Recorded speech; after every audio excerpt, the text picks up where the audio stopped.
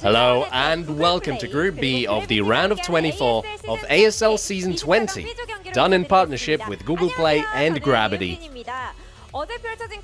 Yesterday's opening matches played testament to the players' devotion to their craft, as more competitors are waiting to light the night on fire yet again. Let's meet the 3 Terran and 1 Protoss ahead of Group B. Welcome. Hi. Let's first turn to Group B's Tier 1 player JYJ. You've put the regrets of the previous season behind and are joining us for Season 20, though I gotta say, these qualifiers did not go as smoothly either. After getting through the qualifiers, you set your stream title to I survived. It felt that you were trying to convey a lot through that one statement. What did you think of the qualifiers? The trouble did start in the qualifiers. It was quite a lot to take in. The qualifiers were a handful, you say. I also saw that you were looking to readjust your biological clock. It seems to me you're putting a lot of effort into staying in good condition. How satisfied are you with your form? Coming down to the studio, I think this is the most I've ever slept ahead of an offline game. So, would you say you're in top shape today? I feel good, but I guess we'll have to see how my skills hold up.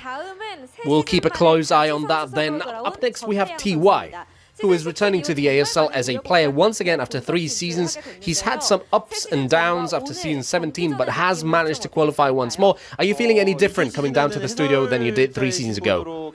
In past seasons, I would commentate the games, and this time actually getting to play, well, I do feel nervous, but my skills have improved in comparison with past seasons. As long as luck is on my side, I feel I have a chance to throw a punch or 2 today. TY thinks he can throw some punches today. Not sure if you recall, but your first opponent last time was also JYJ. I'm sure you prepared quite a lot to make sure that this time the result is different. Your recent online performance is reason enough to feel confident. What should we expect? When I played JYJ back then, it was when I still played SC2 professionally. I was lacking in many regards, but now I'm practicing a lot. I put effort into improving. I have a feeling I will be a much more threatening opponent now than I was then. Looks like we're in for an interesting match between the two. The next player we'll meet is Group B's Tier 2, the sole Protoss in this group. It's Bisu, who suffered an unexpected blow in the first round of the qualifiers, yet still qualified by the skin of his teeth. How did you feel during the qualifiers? I switched to new equipment from the peripherals I had used for 10 years. I guess I was nervous, given it was my first time with a new gear, but now I've fully adjusted. Please look forward to my games. Bisu says he has fully adjusted. He hopes you look forward to his games. He did have a tough time in the qualifiers, nonetheless. Expectations are high for Bisu to perhaps make it out of this group in first place. What do you think about that? If it was back in the day, then yeah, I would say I'm confident. Nowadays, the competition is very close. I can't be fully certain. Everything depends on my form, and just like JYJ has just mentioned, I too slept well ahead of today. Things should go well. A match many fans would certainly like to see. And up next, Tier 3 player who doesn't feel like a Tier 3 player. It's Speed, for whom it was smooth sailing through day 1 of the qualifiers. This is your 2nd season in a row qualifying through the first round. It seems you have sort of hit your stride. I have improved, but I still feel there's things lacking. I will need to have luck on my side today. Speed hopes fortune smiles on him today. He is at the point where qualifying is a given, and many fans expect round of 16 appearances from Speed as well. Seeing how he made it out of the round of 24 in first place for 2 seasons in a row, I would expect you to feel confident, but that doesn't seem to be the case. Nah, I'm confident in best of 1, and if I have luck with me today, then yeah, I might advance in first. Speed is confident that if luck is on his side today, then he should advance in first place. Let's dive a little deeper. Now, in Group B, we have 3 Terrans, each bringing a different flavor. So much so, it's hard to guess what might happen. If you could steal one skill, one ability from your opponents and use it for your own TVT, what would it be? I would like to hear from JYJ first. What would you like to take from Speed? Sorry, what? Take a TVT skill from your opponent. Nothing? I mean, all three of us play kind of similar. There's not really a page I would like to take out of their books. Oh, JYJ says there's nothing he'd like to learn from his opponents. What about speed? Speed, is there something you would like to take away from TY and use yourself? All three of us really have similar playstyles, but his hands are the best. I want to have his hands. Speed wishes he had TY's hands. What about TY then? What would you like to steal from JYJ? We're all aggressive players, but JYJ uniquely has great early game control with just a few units. That's something I'm particularly envious of. And the Protoss, who is about to meet these three flavors of Terran, has the second highest win rate against Terran in all of ASL. That notwithstanding, would you say there's one opponent you find demanding here? I've played a bunch against JYJ and TY, but it's my first time going up against Speed, both in tournaments, and we haven't practiced against each other. I'm not sure what his style is. I'm a little scared. Scared, you say?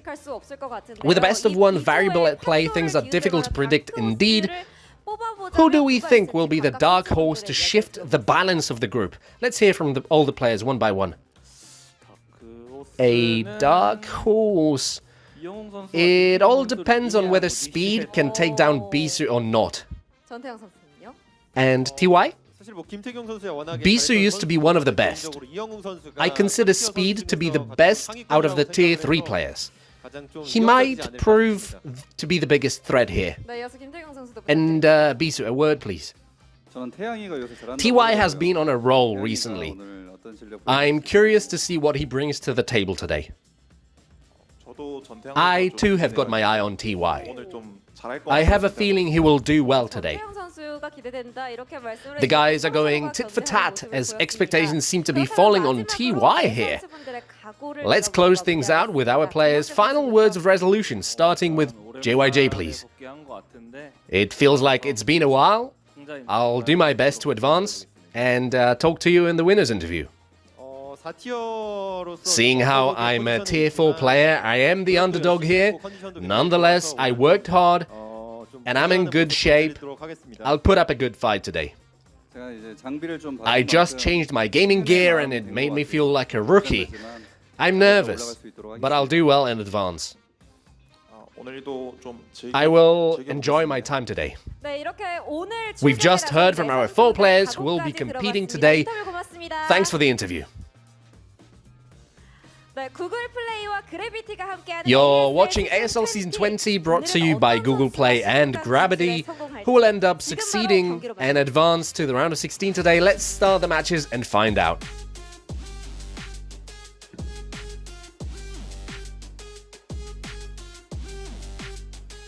Hello, everybody. Welcome to Day 2 here. Group B in the round of 24 of the ASL Season 20.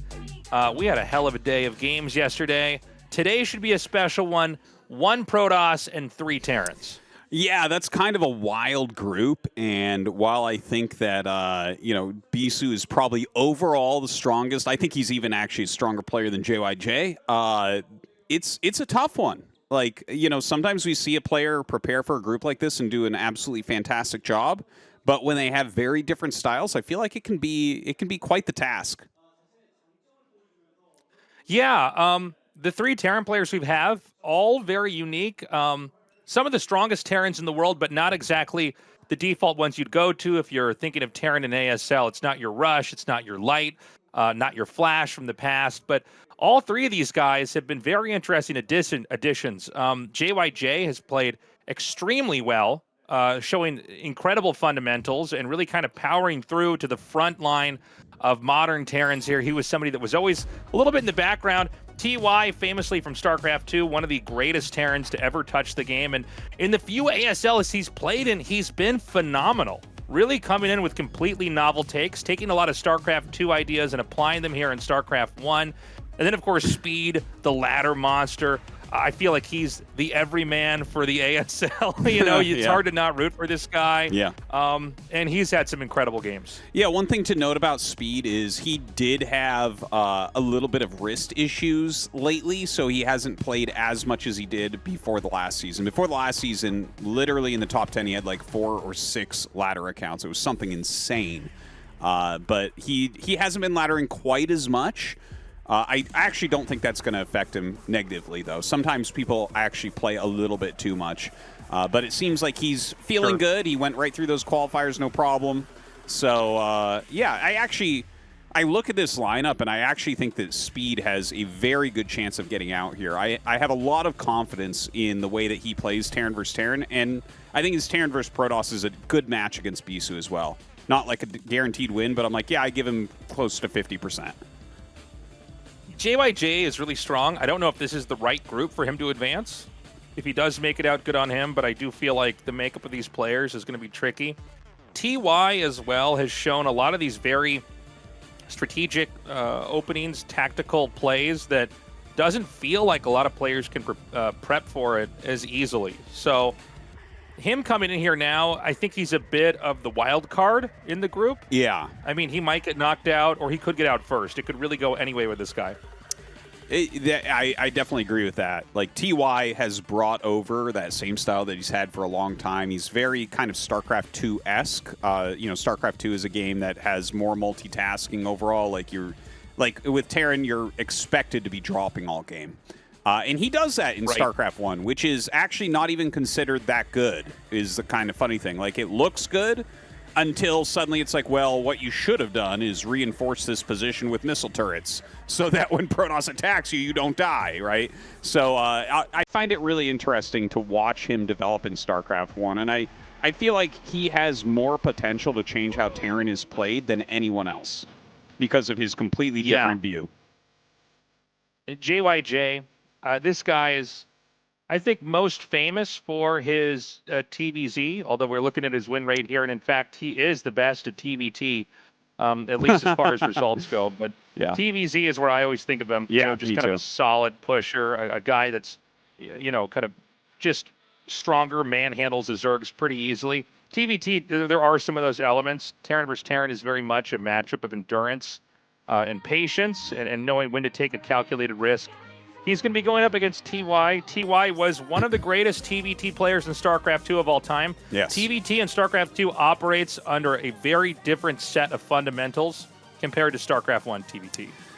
But yeah, a lot of the fundamentals are similar, at least. It's definitely, you know, it's like more, I mean, mech does get played some, but even that is very different from StarCraft 1 mech. But let's not forget, right? Like, TY was a strong pro gamer before StarCraft 2 as well.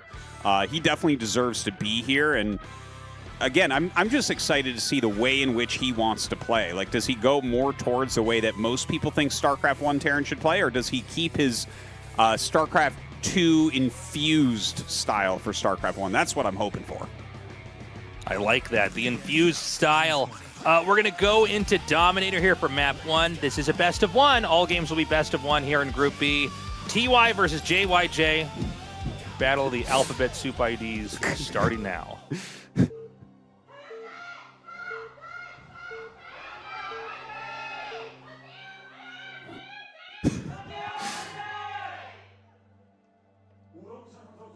Alphabet Soup IDs. I like it. Yeah. Well, you got to think if someone hears us say TVT JYJ versus TY, it's like, well, these guys just sound insane. Yeah. Yeah. You know, letter IDs are cool, but when you get two players together that have them, it starts to sound pretty funny. We've got JYJ here in the bottom left. We've got TY here in the center right. We hope you guys have been enjoying the ASL. It's always so exciting to come back. You know, I always feel great when a tournament's done. I feel like I've got a full belly, you know, like my soul feels good. Yeah. And then we got time up, but I'm always excited to come back here. I'm going to put a little PSA out there because we get asked this all the time. If you guys want to avoid the spoilers is in the length of the VOD on YouTube, there are plugins to download for that. A lot of people ask us to fill in the VOD with like extra time at the end. That will absolutely kill us in the YouTube algorithm. Like, we will just get, because the algorithm will assume that people don't finish the video, so it's not worth sharing. Exactly. So, those plugins are out there. Tasteless, some people do that and get good views, Tasteless. And the answer is no, they don't. But Team Liquid used to do this a long time ago. Back when I would watch VODs, you would download the VOD from some, I can't remember where, maybe a torrent or something, and they'd have like dummy files for like game 3 and 5, or 4 and 5, excuse me, if like the best of 5 didn't finish. But we don't have those capabilities here. I wish there was a way YouTube would give us a little button where we could turn off the length of the VOD. Yeah, that would be nice. But we don't have that. But those tools are out there. I'm just saying this. If you've heard it before and you're wondering why do they bring this up, we get asked this all the time. So I just think every once in a while at the start of the game, just put it out there at least once a season. Indeed. Well said, Tasteless. Also, I want to mention something funny before we start talking about the nuances of TVT, which I just love to discuss with you. The audience, like as we were doing that shot, I don't know if a lot of people were in the bathroom or what, but the seats were not full, which is not super normal. And then I thought to myself, if Bisu wins this group, there's going to be one skinny nerd with glasses on that doesn't look happy that's in the audience, and that's it. He's staying for the TVTs. It's like completely Bisu fans out there, I bet you. But anyways, 100%. Yeah. Right now it's looking like it'll just be factory expand versus factory expand. Not a big surprise. It's a best of one. Do you want to take like a risk where your opponent might just catch you for being greedy or being aggressive? The factory expand can deal with everything that exists. The one thing I do want to note, and I mentioned this yesterday as well because we had a Terran versus Terran on this map, if you are behind your opponent, you have a slight advantage on... Oh, it's a 2-factor from TY, never mind. You do have a slight advantage going into the mid and late game because you can push up and push into their main quickly with the dropship. But right now, it looks like TY wants to bring this game to a head very quickly with the double factory play. Yeah, 2-factory and TVT... I guess if anybody was going to do this, it would have been TY, but even I thought TY probably wouldn't play like this.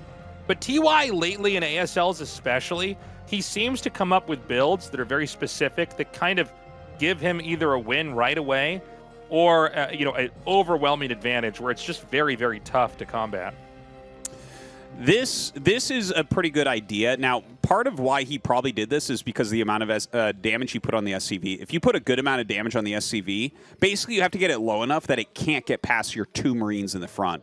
Because if you scout that this is happening, you crush it. It's not even close. But if you don't scout, and it comes down to add-on timing. Like if he makes an add-on, like if he goes non-stop Vulture, let's say that JYJ goes non-stop Vulture here, adds a second factory, he will most likely hold it and crush this game. Whereas if he goes add-on and TY hits with like 2 extra Vultures, he will crush the game. So like this goes one way or the other very quickly. Okay, he's going to move in. The Marines are on the high ground. It looks like this one Vulture on the side is going to get targeted. A second Vulture comes through. Remember, there's a chance to miss your shot from high ground to low ground. So as they move through these rolling hills, it's very important you try to get your shots off on the high ground. He takes that Vulture out. He is not moving shotting with one of those, so at least one Vulture is going to get back. Never mind, it is going to be picked off here. Yeah. Bit of a trade here overall. Oh, that is such a good catch right there. So incredibly important. He's got to go down the ramp. Now, I wonder if an armory is being made at home for TY. Because right now you just have to, as JYJ, make non-stop Vultures. Notice how he adds a third factory. He knows this is going to be tough. A command center coming up for TY. So he thinks the game might go a little bit longer. And the amount of damage he's getting is pretty insane. Perfect micro from him so far. Seriously. If that SCV drill, got in there, that would have been, maybe the end of the rush. If SCVs can get stacked on top of Vultures and then they get the attack move, then there's really no way for the Vultures to get away. Remember, like we said earlier, shots from low ground to high ground, chance to miss. And so right now, it's a Vulture contain. He's going to try to send the SCVs. This does come with a little bit of risk here. I mean, with this many Vultures, you can easily one-shot SCVs. The Vultures are going to try to come up here and shove.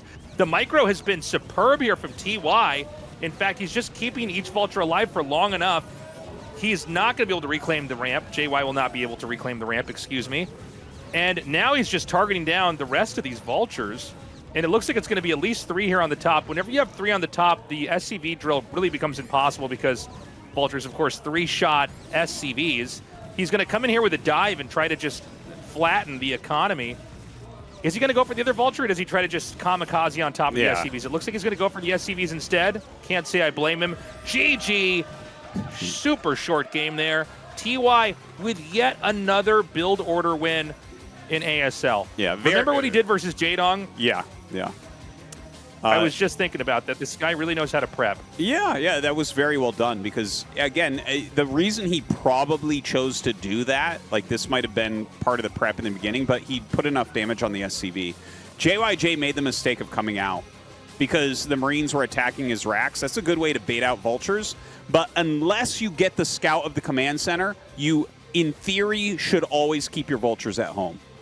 Because otherwise you lose to that. If you play a lot of the ladder, you already know that. If you didn't see the command center, sit your Vultures at home. Sending them out could result in a loss that looks exactly like that.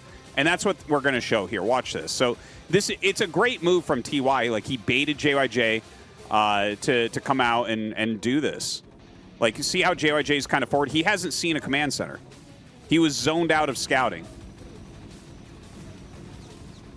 So... Yeah, you see here TY comes. Well, actually, sorry, he sent his Marines out. I had it backwards the way I was saying it, but like these are moves that you should not do unless you've seen the command center. Like if you sit back with all these units in your natural or on top of your ramp here, then it's so hard for TY to kill you.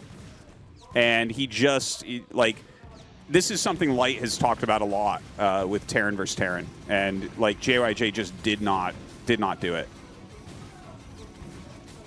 I mean, the SCV surround here was beautiful, by the way, even though JYJ didn't win. I thought maybe he would be able to pull there with that.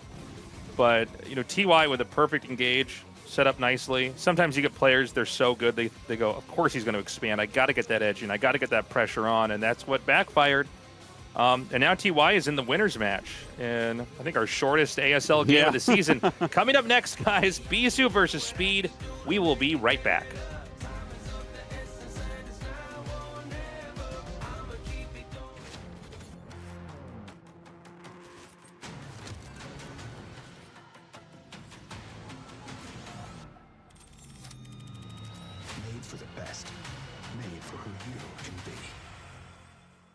For esports pros, any miss can mean defeat. That's why the Death Adder V4 Pro has everything lined up. A fast, ergonomic design, a quantum leap in speed, optical tracking for pixel-perfect scrolling, and a sensor more precise and intelligent than any other. Made for the best, made for who you can be. Made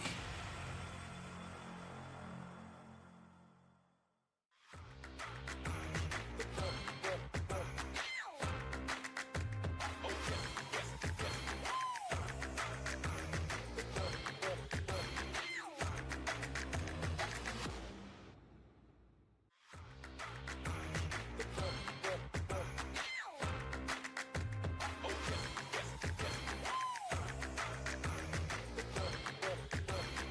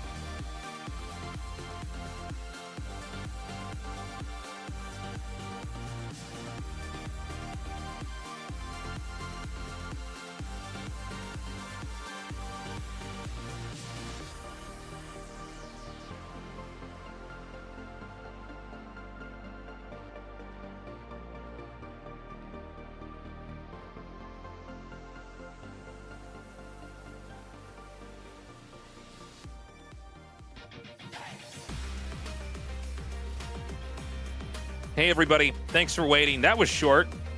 ASL Season 20 yeah. The TVT that's going to be faster than that.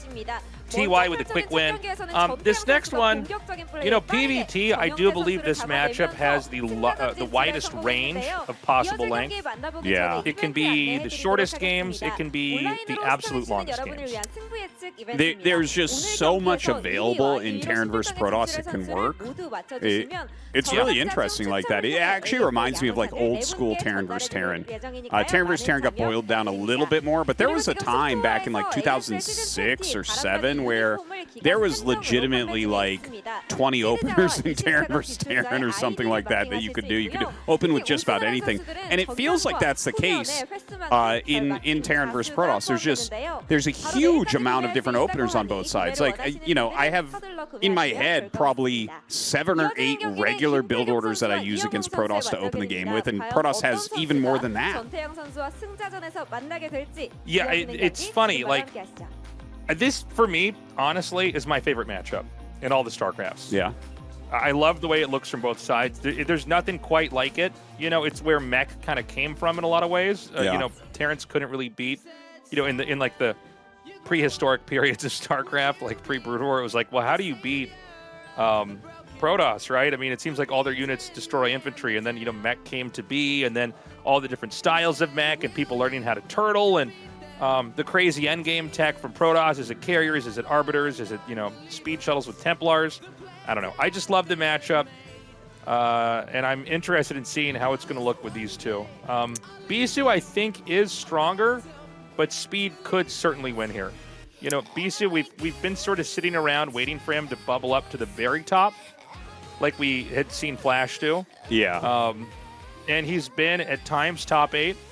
I think he's gotten top 4 a couple times, right? Did he? I can't once? recall if maybe one time. Maybe one time, yeah. And well, the Vant Star League he was in the finals. That was the precursor to the first ASL season, and they kind of changed the branding and name and everything. So not everyone counts that, but like, yeah. The thing is, he has maintained he's been one of the top Protosses, no question. I think he's been in every single season that he's tried out for, and I think that's every season, if I'm remembering correctly. We're 20 deep, so it's hard sometimes to remember, but like, he's always in good shape. He's a really strong player. But yeah, he's not this unbeatable thing like Flash. Right. Or he hasn't been like, you know, like the other modern players like Rush or Sulky where we're like, oh, this guy's untouchable right now. But he's always looked good. I mean, he's definitely, for, you know, how long ago he was the best in the world, he's still extremely strong. So this should be a fun one. Bisu versus Speed, Game 2 here in Group B, starting now.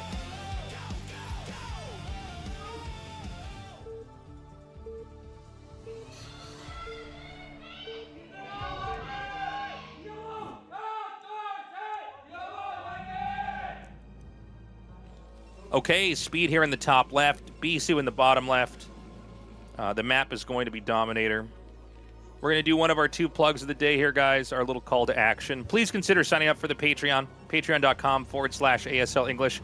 We need your support. The way we are doing this now is not by being paid by Soup, but instead by being supported by you guys. Consider signing up for the Patreon. We do a little mini podcast where we have a little chat about our day, what's going on with our lives. We talked a little bit about our build orders we're running.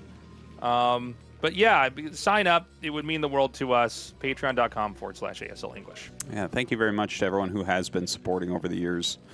StarCraft 1 continues to be strong, and I mean, it is the best game. It's the best game. A lot of people ask me, Tastosis, like, what do you think about the future of RTS? Because there's been, you know, a lot of new games that have been trying to come out. They haven't been that successful. StarCraft 2 has lost a lot of tournaments and stuff, and I know you're working to fix that, but like, you know, people ask me, and I'm like, I actually think the future of RTS is bright. And they're like, why do you think that? And I'm like, because StarCraft 1 is actually like growing right now. It's doing so well. So many people are watching it. So many people are enjoying it.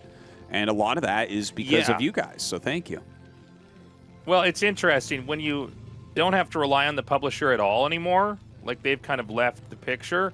It really does open it up to the community to decide the size and scope of what the scene's going to look like. You know, is it going to be just online cups? Is it going to be, stuff like ASL? Is it going to be like what we're trying to do with RSL, which we made a Patreon for as well for StarCraft 2?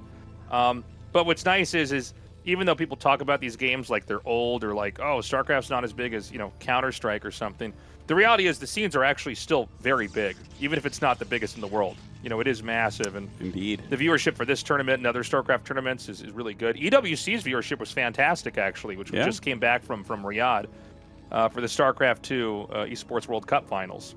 Indeed. One thing I want to mention about this game, they showed a stat while we were talking there. I wasn't aware of this. Bisu has the second highest win rate in ASL for Protoss vs. Terran, and he's barely below Snow. He's like 1% win rate below Snow in this matchup. I had no idea about that. I know his PVT is strong, but that's crazy. Like that is he's got a better win rate than Best in this matchup. Yeah, that's wild. I guess when I hear you say that, I go, it kind of makes sense. Well, he is like, Bisu. I'm not too shocked when I think back to all my games. I'm like, yeah, he did murder a lot of Terrans. Yeah. By the way, the build that he's gone for here, Bisu still does this build more than anybody else. One of the oldest builds, the gateway on the high ground, or sorry, gateway outside the main is the correct way to say this. Pylon and core inside the main. Does get the Zealot there, a second or two faster. It's a decent pressure build. Is he going to try to do the body block? This is so hard to do, by the way, with a probe versus a Marine. The Marine actually gets around the probe pretty easily. Doesn't manage to kill that Marine. This is probably being used on this map because you do start out on low ground as Terran. And so just having that pressure on there. And Bisu not too committed to this. He's just going to make a Nexus. So this isn't like a full-on rush, but he's at least forcing some more Marines. He might end up forcing like a bunker up here. It looks like Speed is trying to not make a bunker, but I think that might be a little bit of a mistake. We'll see. The Vulture comes out. So he should just barely hold this, but there's another Dragoon on the way, which is going to make this even harder. Like, I really would have preferred for him to insta-throw down a bunker when he had 4 Marines.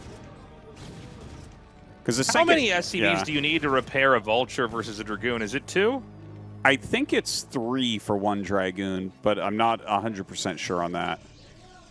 It's kind of funny. It's like, yeah, even as a Terran and a Protoss player cast it, this is not like a number you would know necessarily, right? He's going to go in here for the dive on that Vulture. And, I mean, one thing about Bisu is he's very comfortable with his Dragoon control. And so he can basically just keep these alive for an insanely long period of time. What I love about Bisu, by the way, is he knows when to back up and when to lean in. Like, these are 2 damaged Dragoons, which, by the way, they're still going to do full damage no matter how much HP they have. So if he just keeps them alive, he can generate a threat later. If you can do that much damage and basically only have traded out a probe and a Zealot, you're in such good shape. And so he decides to abandon any more pressure. I love it. He's already forced more Marines to be made. There's 2 more SCVs at the entrance. This really could not have gone better for Bisu. Honestly, I didn't think this was going to do anywhere near as much damage just because, Bisu's so known for this. I thought Speed would have, defended a little bit better, but Bisu gets in there, gets out. Well, Speed was playing a little bit greedy there. At the end of the day, I guess he has defended, and he did get to skip his bunker. But this is one of those silly pro gamer moves where pro gamers do not want to make anything they don't have to make. And you can see there where it's like, okay, who was that better for? Well, that was better for Bisu. Yeah, you didn't have to make a bunker, but still, that's maybe it'll end up paying off. Maybe all the damage on those Dragoons, he's going to factory, which makes a lot of sense to me. If you have 2 Dragoons damaged that much and you are forced into making tanks right now instead of going mines like you would normally in most openers, you should try to do a counter push and target those 2 goons down quickly. Yeah. If you could do that counter poke, sometimes that's a way Protoss just falls apart in moments like that, is you come across the map and, they are a little bit flimsy on the defense. So for now, Bisu's just continuing to accumulate Dragoons. He got the Robo. I didn't see. Is this just Observers, or is he going to go into a shuttle maybe? I think he's going Observers, but I didn't see the actual tech building. I'd be surprised if he went... it's hard to go Observers. Reaver right then. I think you go Observer into Reaver, and it's way better. But yeah, I agree. He's getting that count up. He's almost up at 8, which is really, really crucial. If he can stand on high ground and have 8, he should be able to repel this push, and it looks like that's what he's going to have. But You can do some tricky things here as speed. Look at how he's laying a few mines here and there. He might get the speed upgrade, push with the tanks and marines, and then try to run vultures in behind. Like, that's a very common Terran tactic in situations like this. And also, notice how he's going down the right side. He knows where the observer will come and when the observer will come, so he's going around because he can't go, like, straight on. If you go under the observer attacking, he'll just move all his Dragoons into position and crush the push. And I don't think Bisu is aware of this at all. This could completely blindside Protoss. A lot of times, a Protoss can lose a game because they didn't actually keep track of the army. That happens to me even when I do have observers, but in this case, when the observer doesn't see them, this could hit really hard. So he wants to basically siege up, get the mines set up here. Oh, hold on. He's moving out. Now, the high ground is going to favor the Terran quite a bit here, especially with the Marines. The number of missed Dragoon shots that can happen on the Marines is really painful. The Vultures try to run by, but Bisu is ready. He sealed up the entrance. Oh. It was a good attempt there from Bisu, but yeah, those high ground siege tanks are absolutely crushing. Bisu did make a full wall so that he's not just going to die to a Vulture run by. That's a huge tactic from Terran, so good block of that. But I feel like he needs to save this Nexus. This is looking a little bit grim right now. If you can kill this Nexus and get out with the 4 tanks, you're like a prince. Oh, canceled. Yeah, that's really good. That's really good. He's going to leave 1 tank and try to run out with the others. And don't forget, he already laid mines, so it'll take time for Bisu to chase him, which means those 3 tanks are getting home. This is a superb position for Speed. Even though Bisu's up 20 supply, I feel like Speed's winning right now. Can one siege tank target down a Nexus while it's making right when it starts? Do you know? I don't think it can. I think it's just barely does not. Oh, wow. That popped over to the other side. A decent part of this cast is me being like, do you need this many of this to do this? And then you go, I don't know. And I go, yeah, I really asked the useful questions here. Yeah. I'm like, I don't run into one siege tank attacking a morphing Nexus that often, Tasteless. Sorry. It's just not a Terran strategy. Let me ask Tastosis another question that he doesn't know that I also don't have the answer to. Oh, how many ghost shots to get a Dragoon to 24 health? I'm like, what? I don't know, Tasteless. I don't know the answer to that one because that never comes up in a game. You're really putting me on the spot here, man. Like, why don't you just ask me something maybe one of us knows? Oh, my gosh. So this third base, it's going to have to be restarted. I mean, this really sucks for Protoss. Yeah. You almost never see the Protoss get their third base denied. Very rare, nowadays. Yeah, I mean, it's...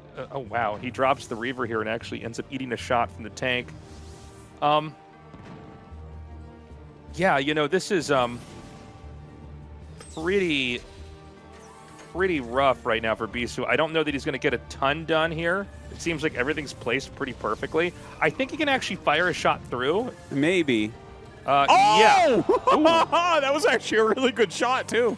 I think that got 4 or 5 SCVs, so I wasn't sure. When you go behind minerals, the chance of glitching is, like, so much higher. So much higher. Well, there's a way to, like, guarantee it. Like, if you can put it, like, in between a certain wedge, it'll just pop through. But then every once in a while, it will just get hooked back there, and it's like the Scarab can never find its way around. It'll get right to the edge and then get pulled back towards the middle. Yeah. It has to do with how pathing is calculated in StarCraft 1, and it can be difficult to get out from behind the patches. If the pathing like takes too long for the Reaver, that's when it misses. Well, that's when it does. It misses in other ways if it doesn't connect with what it was attacking. But yeah, so he does okay with that harassment. He does get his third base up now. He's getting his fourth base. So I think, oh, that's painful. That's painful. You know, I think Bisu is doing a pretty good job of recovering here. 100%, I want to see him get up to at least 8 gateways. Like, you got to be really aware that Speed could be thinking about trying to hit a timing attack here after canceling your third. Oh! He just makes his third on location. Okay. Okay, so this game is going to slow down a little bit. Yeah, sometimes with early Reaver, you know, they obviously can't be making observers if they're making Reavers. So, you know, Protoss right now seems to have like 1 observer back home, actually 2, and then 2 out, you know, just checking for pushes basically. But this is going to let you just throw a command center down pretty quickly, and so he's going to do it on spot. Had the Reaver gotten over there, he could do that, but, you know, once you take that out, you just have a lot less control over the map overall. Really, Goliaths with the missile range upgrade it shuts down Reavers so hard. It's so much more difficult to do anything with them because they'll just run out. Even if you lose a Goliath or two, it's totally worth it to take the shuttle out, especially if something's inside of it. 100% on that one. Like, anytime you kill the shuttle, like for the first Reaver, you're like, oh, wow, that's so much breathing room. You know, it takes a while for them to remake everything because it's not like they're going to drop Zealots in your base. They have to remake shuttles. They have to remake Reavers. So it just kind of allows you to do what you need to do, get your turrets set up where you need them and everything as well. Taking a look here, it looks like we have like 9-ish gates right now for Bisu. Definitely, I'm sure he has Zealot legs on the way. He has the Templar Archive, so it looks like he's going to be going the heavy speed shuttle, you know, high Templars with like a ton of gateway units type of style. Yeah, this is a very strong style. I don't feel like I see Bisu do it as much, I guess, when I think back to all of his games, but he's definitely capable. In this case, it's going to be a 3-shuttle kamikaze drop into the main, which I'm kind of surprised to see this. I don't know, was there a Reaver in one of these, or was it just Templars? I think he has Templars. I don't think there's a Reaver in him. But yeah, we'll see that in a sec. He drops out some high Templars. Okay. The Storm, if he had one more Storm here, this would be a sick drop, but... Oh, he actually has a DT in there. That's kind of funny. I did not expect that. You know, I don't know that I like this. I mean, it's great to get some SCVs, but that's 3 shuttles. That's a lot of units to basically get harass in. Yeah, I mean, if he had 1 or 2 more Templars, maybe the Storms would have been a little bit stronger. But yeah, I'm trying to think back to all the times I've seen 3 shuttles come in there. I feel like 2 is kind of the maximum. And maybe you would do like 3 shuttles if they were trying to just 2-base power and hit you. Like we've seen Mini do some weird stuff like that, or he'll even do something like, storm drop and then have DTs kill these scanners and then use DTs to stop the push. But this is a different game. Now, Bisu's actually winding up for a really big attack over here at the entrance. He's got Templars here. He's storm dropping, and he's kind of using the storms to push in. He's really making that whole front line a lot squishier. Yeah, but if there's not more Zealots coming up here, this is just not going to do it. That's a really surprising attack to me. I don't know what he was thinking with that one. A lot of times Protoss players get a good amount of supply and then they're like, all right, I should attack now to try to reduce the siege tank count. But like that position, he was attacking uphill into mines and turrets, and the way that Speed has spread his tanks here is like basically the best you can do. There isn't like a better formation that he could have made where he had some forward ones where you think you're about to hit the tanks, but you don't have the vision because he's got well-spread turrets. So I think that was pretty wasteful from Bisu. If I'm Speed here, I'm like, oh, this game's going well. Like Speed has a lot of room here to continue to macro up, get his upgrades, get a 4th base. It's like he's not under any danger of dying anytime soon. He's got a great economy rolling. So yeah, not super digging that last push. Yeah, well, with Speed having the tanks spread in such a way where the storms can't be optimized, like what you're looking for is to storm like 7 vultures or 4 tanks, to really try to find something where you can hit that juicy patch. Maybe he gets it here. Yeah, a storm like that is good. Yeah. So he's going to keep setting this stuff in here, and he does thin the tank count out now. Yeah, let's see how the rest of this game goes. I mean, the truth is he is killing some tanks, right? Yeah. There is no 4th base for Speed. I have seen these games where Protoss players manage to basically just keep the Terran on their back the whole game. I find it hard to do as Protoss because, 1 or 2 overextensions and you can be counter-pushed and killed. But this is kind of looking like one of those games, right? Like, Bisu's on 5 bases. He consistently has higher supply, so he hasn't traded inefficiently. He is continuing to macro up. He'll eventually get a 6th base. He's basically moving between, pushing, doing damage, clearing the map, and then I guess he's going to try to storm drop over here. Let's see how this does. Looks like they're... Oh, are there too many units? Oh, that was a misclick. Wow. That's too bad, because there was actually SCVs coming in. If he had hit those, that would have been really, really good. But that's a little bit of a misdrop, but that wasn't that expensive for him to try that. It's okay for those to go wrong occasionally. And he actually still has that sitting there, so maybe that gets another use later. Little counter drop here from Speed. Normally we don't see drops at this point, but I love when we do. Because look at this. Like, he's getting a little bit of damage. He's being a little bit annoying. If he's got the APM to do this and continue to macro at home, it's a great move. Yeah, well, he wants the Protoss to be trying to chase this down, slow it down. Terran is going to have an easy fourth, I think. But, you know, outside of those bases, it gets pretty hard for Terran to really take that much more. So, Bisu is about to max out, so he's going to try to dive in once more. Can he get a Storm drop off here? Oh, that's too bad. Oh, it's too bad he didn't drop the Zealot out first there. He would have actually gotten That's what I was thinking, too. Yeah. Yeah. Okay, the drop of speed still moving out. Notice how he's dropping and microing a little bit while sending out his command center for his fourth base. So kind of keeping Bisu a little bit busy while he sets up that fourth. I'll tell you, we're actually set up for a really good macro game here. Like, this is... Yeah, this looks like it's going to be a long one. Yeah, I think so. I still like Speed's position slightly more. I think the one thing he needs to super reinforce the high ground to the left-hand side of his mineral base. And once he gets a lot of mines, turrets, depots, siege tanks there, just send a few vultures on the right side of the map to keep track of Nexus counts. And, like, that's a very good position on this map for Terran. Ooh, that was a really good mine hit. Kills a lot of vultures with that. Okay, he's going to try to come in again. Some of these mines could be pulled right into these tanks. Does he have the Storm? Where are the Templars? Here they are. They're going to be dropped out here. Really good Storms.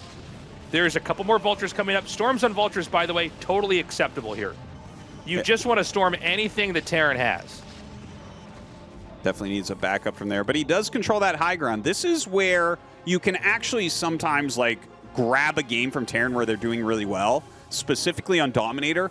If you are rallying towards their third base like this, in these positions where they're counterclockwise from you, if you have that high ground to stage your attacks from, it's very hard to mine from the command center, and there's a lot of missed shots that happen from the siege tanks as you come down. Now look, he's jumping in once again. There's no mines in front, and Psy Storms are going to be super strong here. Look at that beautiful Psy Storm right there. Beautiful Psy Storm on the tanks, and he is forcing back the position. Bisu, earlier it felt like he was being maybe a little bit wasteful with some of those attacks, but you kind of see the longer-term plan here. And the fact that he is focusing on this area and getting that additional damage, that's the type of move I think that is very strong on Dominator. Yeah. I think the idea is to try to just wash over the Terran army as many times as possible. The problem is the Terran is getting more and more upgrades. Now, the Storm is always going to be viable versus the upgraded Terran army. So you really, the later the game goes, the more you want to watch and see when the Storms connect. It's when the TVP, it starts to look like a ZVP. Like, you're really looking for the Storms. If those Storms connect, the damage is probably going to be optimized.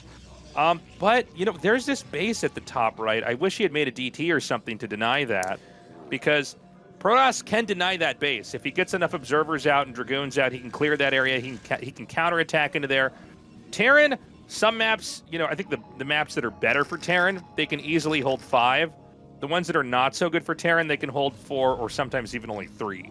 Yeah, that is for sure. And, you know, there's portions of Dominator that are hard for Terran, but once you start growing like this, it becomes a little bit difficult for Protoss to clear these things. Like, they really have to send maxed armies around, and Bisu's not quite at that supply right now. Now, there is a little Vulture raid there on that 6th base. In the meantime, Bisu trying to come in with another Storm drop. Actually, that Storm right there was very, very good. You know, he's definitely getting some stuff done with this harassment, but Speed is too. Like, Speed is doing a pretty good job of his own harassment here. I do think this game is on a very Protoss trajectory. Yeah. Right? Like, Protoss is going to take the upper right main. He's slowly filling in all the locations of bases that can be taken on the map. I think we're going to see if the game can be stretched out here by Speed, and that'll become dependent on if he can get this command center secured. He needs to repair that, by the way. That could just burn down, as the observer's showing us over here. Now, Terrans can be stuck on like 5 bases and occasionally still win, but it's hard. It's really, really hard to pull off. Oh, man. Oh, I love this Templar here. This bust right here, this is a big chunk of Speed's tanks. That was really well done for Bisu. Speed was out of position for this. He did not have the position set up correctly. And now that 5th base is going to be under fire, he's going to lose the command center. He never repaired it.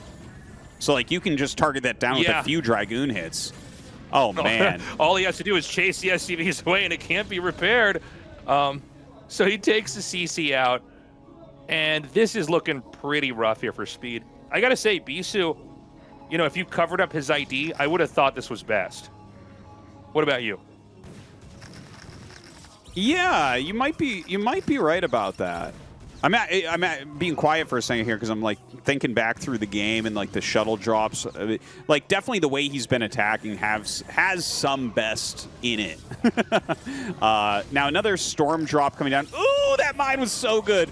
Storm drop comes down and doesn't really get too much here.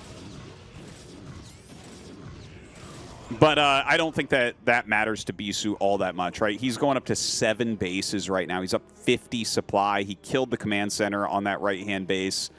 I think speed just hasn't quite set up strong enough defensive positions. Well, you know, it's funny. The first 2 trades, we were kind of scratching our heads about it, right? It didn't seem ideal, but I guess he really did lower the tank count enough. That's you know, I think that's where Protoss first Terran, like from the Protoss perspective, is a bit of art and a bit of science. Where it's like, okay, when do you trade? Because it's likely to be inefficient, but also reducing tank count is an important thing to do. You can't just let them free max out. You know? Yeah. Not like at this level. A lot of the games that I win, it's like if I hold on a sec, we got a fight coming up here again. And I think he's just going to throw Zealots into the tanks like you always would. He's going to storm what he can. Ooh. This is an insane spot to storm here. Oh, my God. And then I think you run out. When the Zealots are all killed off, you say, okay, well, the damage can't be spread out any further. I'll go back. I'll macro back up. And, you know, eventually all these gases the Terran have, they deplete. And then all you have is those few tanks and Goliaths remaining. For the StarCraft 2 players watching, you don't run fully out of gas. You can always drain a little bit, but it's much less. And so, you know, 25%. You're just going to have less.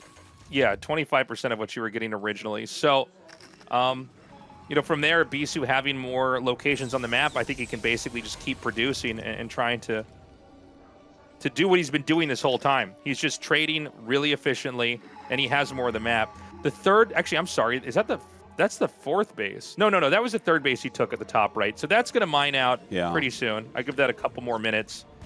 And then it's going to be this mineral only. Well, he needs to take another base. He was trying to take it on the right. Like, maybe he wants to try the left. The thing is, the left doesn't build into any other bases. It's like you're just kind of like sitting on 5 then. It's tricky. It's tricky, like, which side you try to expand to. And that's always kind of the thing with Terran is as you get up to about 5 bases, it becomes more and more difficult to decide where to expand and how to set up your defense. And that's where Bisu's been punishing him. I think the biggest punish we've seen, like we've seen some good busts above the 4th base, but that line of tanks that he absolutely massacred when he killed the 6th base was like a crucial moment here for Bisu where I think he really locked in his advantage. Great EMP, by the way. He got 2 High Templars with that. Yeah. I actually kind of forgot you could EMP versus that. Yeah. That's pretty genius. I guess you can have the same defense you would have versus Arbiter Recall that you can have here, right? Just throw down an EMP.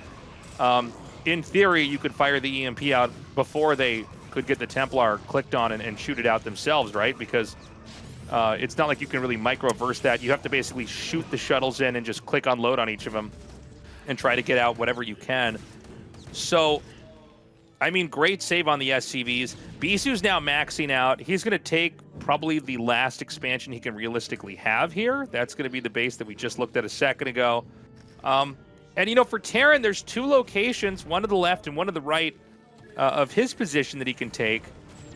And, I think it's hard to imagine Protoss ever taking that and taking the minerals from there. So this will probably still come down to a PvT where the Protoss is trying to break into those 2 final bases and deny that. Otherwise, the game goes on.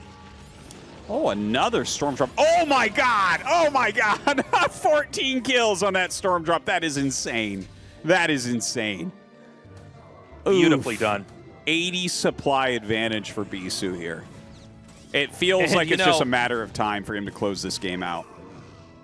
You got to remember, too, Terra don't have that many locations they're mining from, right? So that's like all the SCVs. In fact, it looks like there's almost no SCVs. So this is going to be that last shot here for Speed. He's going to try to defend this base up here. And I mean, at this point in time, Bisu can trade fairly inefficiently, and it's probably okay. The bridge is scary, but, you know, a couple storms, just the way this is set up, and I think it's going to be tough to deal with. I think Speed is going to die right here. He's going to have like so. nothing left over. Bisu just has a completely maxed army running in here. He's brought all of his units together. He's clearing all these tanks. He's going to kill the command center. The economy of Speed is dead. He is going to GG. There it is. That's crazy, man. Great PVT from Bisu. Like, wow. Yeah. I mean, I think back to, like, you know, the Bisu of 2008. You know, 2007 maybe, and how strong he looked. We're here in 2025, and he looks just as good, man. He looks so scary. I like what you said. It really is an art form for Protoss to know when you can actually attack in and trade out, kill those tanks. And it you know, it looks a little messy. You might say, well, why were you doing that? Shouldn't you have stayed back and masked up? Apparently not. Speed never had enough tanks to really do much of anything in that game. I think his setups were just a little bit off. I think his initial setup was really good in front of his natural, but when he set up in front of his fourth, like, you have to super reinforce that position, because that is like, Storm just becomes too good at that mineral only base. Like, everything on the low ground, you're missing shots. You have to hold that high ground pizza slice, and he didn't do that. And then as he took his 6th base, it's like, I'm fine with him taking the 6th base, but you have to have mines, turrets, siege tanks spread. You can't just clump up stuff and think you're going to defend against this type of speed shuttle style. All right, guys, short break, and then Bisu's back at it again, this time versus TY. We will see you in a minute.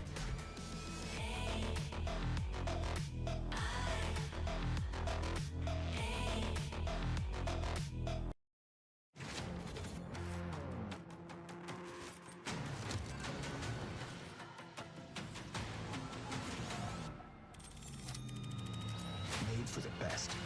Made for who you can be. For esports pros, any miss can mean defeat.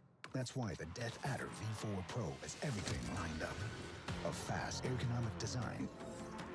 A quantum leap in speed. Optical tracking for pixel-perfect scrolling. And a sensor more precise and intelligent than any other. Made for the best. Made for who you can be.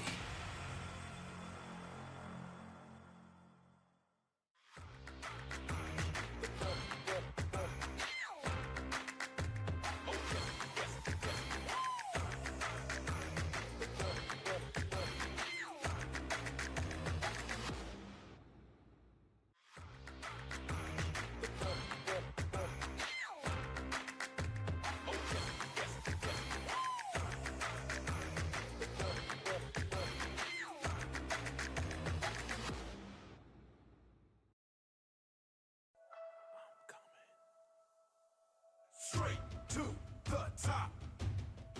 It's my time.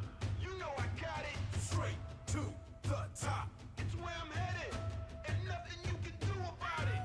Straight to the top. You can't see them. You can't stop them. Straight to the top. The way I see it, failing is not an option. What? What? I do the things that you can't do. What? What? The people are smoking, I'm here to save you. I'm the leader of the leaders, hero of the heroes. When I'm done with you, I'm leaving you a zero. Put me to the test, I'll do what I can. I was born to be the best, so that's what I am. I'm on top of the world where I belong. I'm on top of the world where I belong. You should see the view. When you run to stay, fight to fight to live another day. When the time is right to give it shining bright, you can't be down on life, you gotta find a way. See your dreams, give your all. When you're in the gym, you know who to call. The only one that can get it done. I'm one of one. What? What? I do the things that you can't do.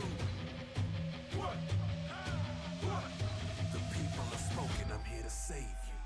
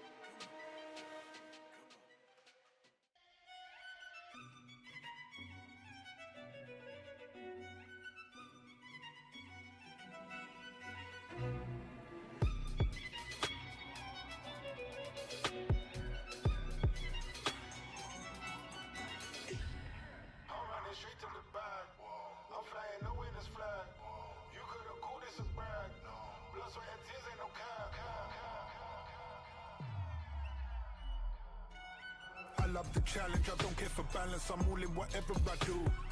150, they can't keep up with me, no talking, I show and improve. On another level, I never can settle, so why would I stop, I just move. Let's take it all the way, we work for this every day. I don't play games, boy, look me in the face. Coming for the throne, take the king's place. Pedal to the floor, no L's in the race. If you win front, excel in the chase. Set pace on them, no they never like me. That's their problem, but they have to respect when we coming from the bottom. What I wanna be ain't coming now, we got the roof down in the foreign. I'm running straight to the bag. I'm flying no witness flag.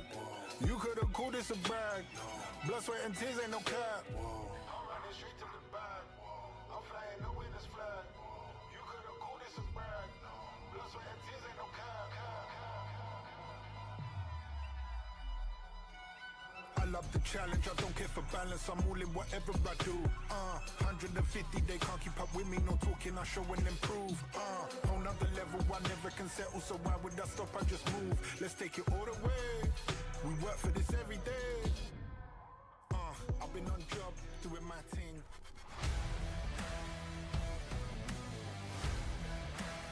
Welcome back, everybody. It is time to go to the winners match here. Another PVT. This time Bisu versus TY, and I don't know, man. I mean, let's see what happens. TY is very crafty early on, but I do feel like Bisu should have a pretty big upper hand. This is going to be interesting because we're going to go to Litmus. This is going to be the first time that we're seeing this map used in ASL. I mean, obviously it's just day 2, but Litmus is kind of a crazy map, and here is the map of it. So basically, this is a lot.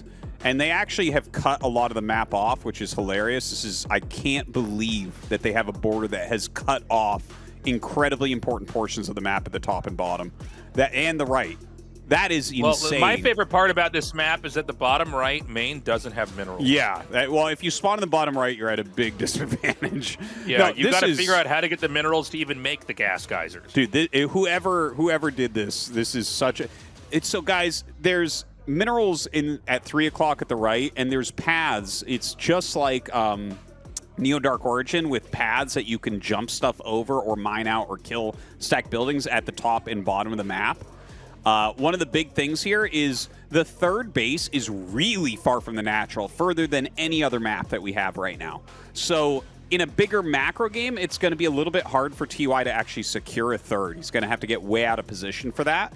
So that's kind of the tricky thing. This is probably a map where you're going to see like 6 or 7 factory, like even to take a third base, because I don't know how else you would end up doing it. So I think that the map, the one thing that they did do that kind of helped things is there's 2 geysers each with 3k gas in the main base.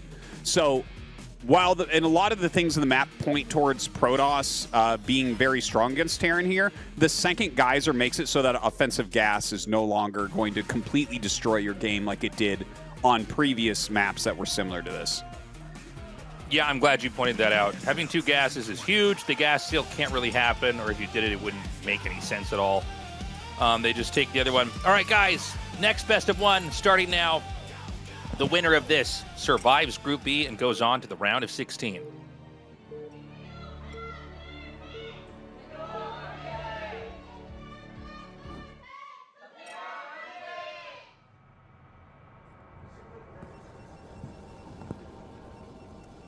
Okay.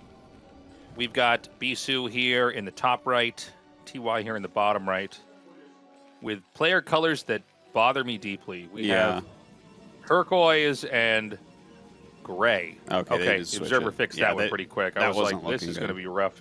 Yeah. This is going to be hard on my eyes looking at the mini-map. You can do that by hitting Shift-Tab, by the way, guys. Yeah. Or you can turn yourself... I think it was a Shift-Tab once or twice. I do it when I play, from my perspective, so that I'm always green and the enemy is always red. So that's hitting it twice. If you hit it once, it'll turn your opponent red on the mini-map, but keep their color. But if you hit it once while you're observing, it will turn it to red-blue. Okay, yeah. Red-blue has been the kind of de facto color set for a long time. It's the easiest for eyes, especially people with color blindness, stuff like that, easiest for them to see. Yeah, I casted the ASL qualifiers on my Tastosis Cast YouTube channel, and there was a Protoss versus Protoss match where they were 2 different shades of like beigeish pink, and you literally couldn't tell the units apart when they were fighting, man. I'm like, I think these are like Paralyzes Reavers. I don't know. Like, it was so bad. I couldn't believe that they did not switch the colors for that. Oh, it's a nightmare. If you cast a Terran versus Terran and there's just tons of mines planted on top of each other, you're like, well, I just have no idea. I don't know. Yeah, that's funny. So, yeah, Litmus. I really don't know what we'll end up seeing. There's, like, a lot of interesting paths around the map. There's, like, kind of 3 main lanes. The lane on the very left, there are stacked buildings that will open it up so it's easier to go through, but they're stacked buildings, so it takes a while. Like, siege tanks can clear them fast, lurkers can clear them fast.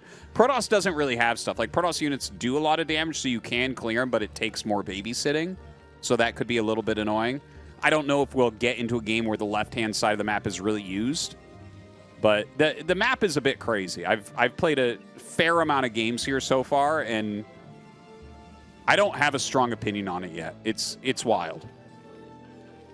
I've only played 1 game so far. I feel like if you try to queue up and get this map, it's pretty tough. Yeah. A lot of people have it vetoed. Yeah, I think so. Excuse me. But I kind of want to see more maps with a double gas, like 2-player spawns, a double gas in the main, because I think a lot of Terrans, especially players that are, they're not S ranked or they're not ASL, caliber, dealing with gas steals is hard. It's really really discouraging. Hard. Yeah, I mean, I think Terrans can play it, and we see, people like Flash never lose when it happens. But, I think for the ecosystem of the ladder, maps with 2 gases are really good because they kind of let the player not have to worry about his entire build order getting hijacked by someone who's going to cheese him. So I wouldn't mind some of the ideas on this map being implemented in other maps. Yeah, strategically, when your gas gets taken, that's one of the biggest differentials as far as, like, how prepped you need to be strategy-wise compared to your opponent. Because Protoss can just steal gas and then just follow the build order, being 100 minerals behind where they normally are.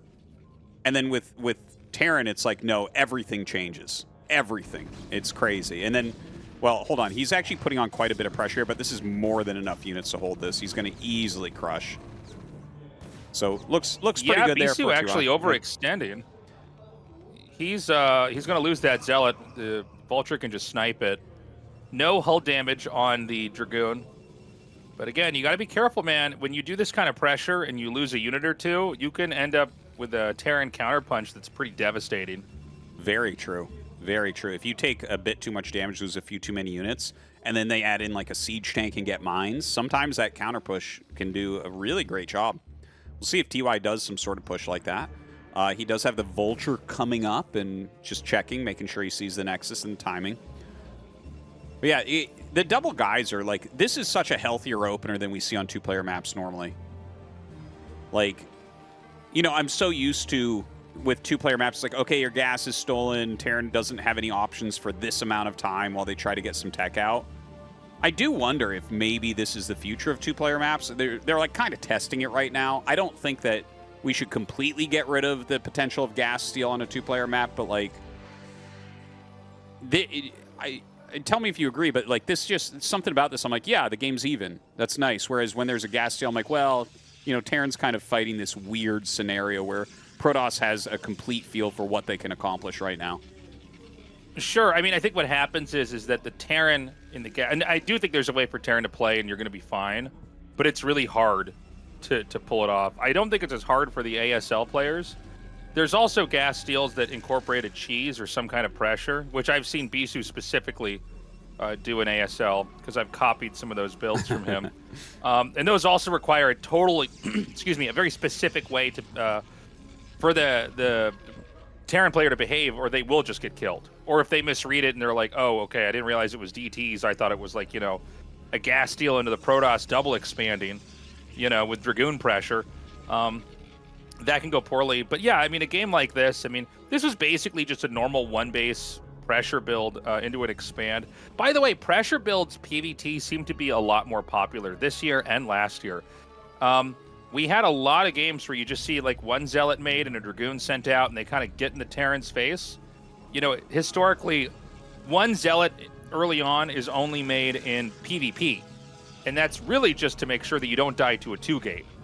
Is that one Zealot's handy, and you can use it for other stuff later on too. I mean, it's always handy in a big Dragoon fight to have one Zealot kind of charging in to the Dragoons and forcing them to be microed back. But I think this is a Reaver, sorry, not a Reaver drop, a Templar drop, DT drop coming up here. I think it's going to be a 2-base Arbiter Rush. Oh, okay. Yeah. Well, we'll know when the Templar Archives comes down, because if a Robo goes with it, then it's going to be that. But a 2-base Arbiter Rush is also fine. I guess in a map like this, to your point, Artosis, if you know they're just like going to power up and not take a 3rd base, 2-base Arbiter is probably the best way to try to stop that. Yeah, I think that it's really good for the way the map is shaped too. But hold on, we actually have Bisu going around this army. We're going to get into a base trade almost instantaneously here. This is sick. I think this is really good. So, yeah, there's no Marines here. Bisu should rush to DT, and he might be able to win this because, like, the army is actually like SCVs could, in theory, with a few units, like kill this. Oh, he turns around with some of his units. What is TY doing? I don't like this at all. I think TY is making a mistake. Huge oh my mistake. God, he's huge. like right-click these tanks in here. Oh, this might just Terrible, end, man. Like that so is. all Protoss has to do man. is keep sandbagging this. Yeah. Yeah, he just needs to chill for a minute. He has his Templar Archives, and now you just make DTs and you win. That's it. Damn. Okay, I actually was going to say, as the move out was coming, I'm like, oh, I kind of like the idea behind this build. Like, you're trying to get out there with heavy Marine tank and do some damage, but Bisu just runs around it, and he is going to crush. Like, this game is going to be over in a moment. This is so much damage. This is pretty insane. Yeah. So Dragoon counterattacks, I've also messed with this in PvP. It's crazy what you can do. 6 to 8 Dragoons running into a base. Dragoons, when there's a small number of Dragoons against a small number of units, they're so strong. So he's going to send the DT up here now. Is there a scan? I didn't even see. Yeah, GG. That's it. Jesus, man. Wow, Bisu just plowed through this group. He crushed this group so hard. It was, especially that game. I mean, that was a great choice, but TY turning around was completely wrong.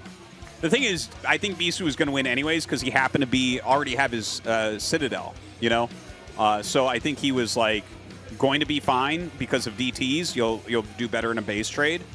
I like the idea from TY, honestly. I might actually try that on that map. But yeah, Bisu just absolutely manhandles him and crushes the group, gets out in first place. I don't know why I ever doubted this guy. That counterattack was crazy, but honestly, TY kind of messed up his control. It seemed like he right-clicked the tanks back home because he knew if he didn't right-click it in that moment, they might, if he A-clicked them back home, they might stay with the fight. But the problem is he didn't reset the command. Oh, yeah, so they right-clicked into his base. So here's what happened. And by the way, this is something we're seeing, I think, as an idea, it's become more and more emergent. First of all, Protoss always like to counterattack Terran. But this whole idea of like literally not even showing them, not even trying to flank them, not trying to buy time, just sealing yourself off and then running in here, because a 2-base timing like that, you can't really leave stuff at home. You need like everything, and that includes the Marines. The Marines soak up extra shots. And so what he does is he just sends these Dragoons in. He just builds a wall. He just keeps building behind it, does whatever he can. Now, these tanks should have done a little bit better, but instead they just sort of slid up into Dragoon range and were killed off. And, from here, you've lost so many SCVs. It's disastrous. All you needed, in some ways, I think he could have even just held this off with Dragoons and no DTs. He had 4 Dragoons, which probably behind a wall would have held that. But, Maybe. I mean, the DTs, that's a death sentence. Yeah, the DTs, it was like the perfect scenario there for Bisu to hold this easily. I think the 2-base Arbiter makes a lot of sense because there's no way to block Arbiters with turrets on this map, so a good choice anyways. We're going to go to an interview and see what Bisu's thinking about this very quick group. ASL Season 20. You're watching Group B of the round of 24 of ASL Season 20 as we have our first player through to the round of 16 today. It's Bisu. Congratulations. Thank you. You are the first player advancing on today. How does that make you feel? Out of all the round of 24 groups, I thought that this one was the group of death. Right. I honestly didn't know if I would make it. It was all up in the air. But you know, I really practiced a lot. I'm glad that it yielded this result. Today is a just reward for diligence. Bisu, your Dragoon micro in the first game was nothing short of inspiring. Your attacks were relentless. You kept attacking your opponent's resource lines with Shuttle Templar to secure victory. What did you think of that first match today? The first game is ever so vital. I kept pulling ahead in the early game. I think in the mid-game, though my shuttle micro was off, I managed to capitalize on my advantages. Yeah, I think that was it. The early game advantage did result in a victory. In the second game, scouting with your observer, you decided to circumvent the army and not go for a frontal engage. It was perfect decision making as you pressed your opponent's empty main. So much so, the casters likewise commented on your brilliant decision. How did you arrive at this decision? It's a build that Flash likes to play. It's a build I normally lose to whenever I try to fight it head on or stop it. So there really was no other decision to make other than go around. There were no vultures, no mines planted either. If I go behind, I might get one timing, I thought. It seems to have been a good move. It was a day of solid judgment calls indeed. What would you like to show in the round of 16? I always make the round of 16, but I can't recall the last time I advanced to the quarterfinals. The mindset I have this time is, come on, let's make the round of 8. I want to advance to the next step, one step at a time. Step by step and on to the round of 8 is what Bisu is hoping for. A lot of fans showed up to the studio to lend you their support, and many will be watching online as well. Do you have anything to say to them? Whether it's cause of my new peripherals, we won't know, but I advanced through with 2 straight wins. I think this is a good start overall. It's really been a while since I properly proved myself. Let's take it step by step. Let's make the round of 8. Let's try and get seeded. Getting seeded is a goal I'm setting for myself, and for helping me practice, I was unsure about what to do for the first game, and Royal said, hey, how about you try this build? It worked well, so Royal, and for practice, Sack, Flash, Rush, Barracks, they practice with me a lot, thank you, and C, thank you for your support, and my fans, I will work really hard this time, so please cheer for me. I really want to do well this time. And that does it for our interview with Bisu, who makes it through to the round of 16 in first place. Congratulations on advancing. Thank you for the interview. Thank you. We'll be back in a few with today's losers and decider matches.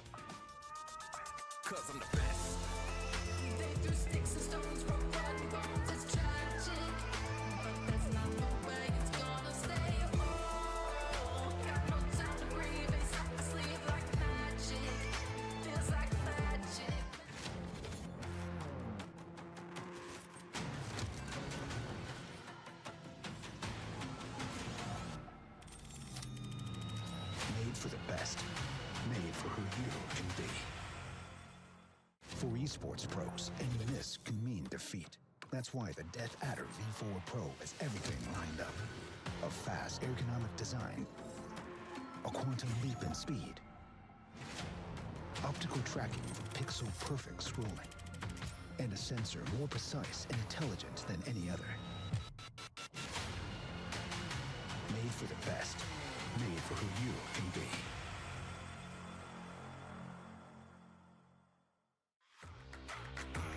Oh, yeah.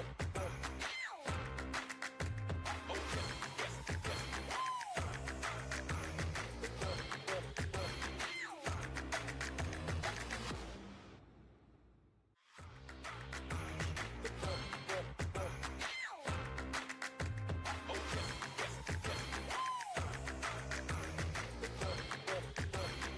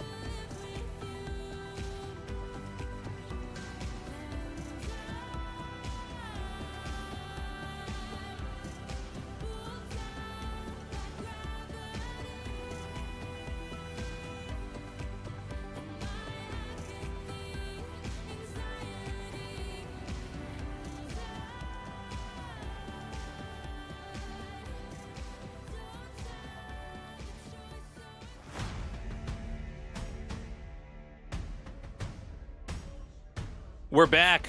The Protoss survives, and now we have 3 Terrans battling it out to see who is going to get that last spot here from Group B. I got to say, man, Bisu looked really good. He made this look so easy today. He did. And, you know, now I think I actually want to go back to that shot of the studio for a second, see how many fans are in line for a Bisu autograph and how many are going to sit down and watch this magnificent TVT that's about to unfold. I mean, probably more fans standing, getting signatures than people sitting, if I had to guess. I think Bisu's probably the big catch of the day here. For sure. The big catch of the day here. You know, that runaround, man. I can't get over how smooth he made that look. It's almost like the map was made to just exhibit that maneuver, right? Definitely. He did such a good job with that. And, like, he knew exactly what to do and when to do it. Very impressive play there from Bisu. But, you know, now we're going into these very strong Terran players. And best of 1 TVTs. I mean, there's a lot of risky builds you can do in Terran vs. Terran. Or do you try to play steady and solid? I don't know. Hard to say. You know, both these guys, insanely good. I think maybe Speed slightly favored, but JYJ, I mean, he's so scary here. All going to come down to this one game on Litmus, too. Should be a fun one. Tastosis, do we have a clear favorite, or do we just have to wait and see? Yeah, between these two, I think this is a really good match. JYJ is more experienced, but I think Speed recently has been a slightly higher level, so hard to say.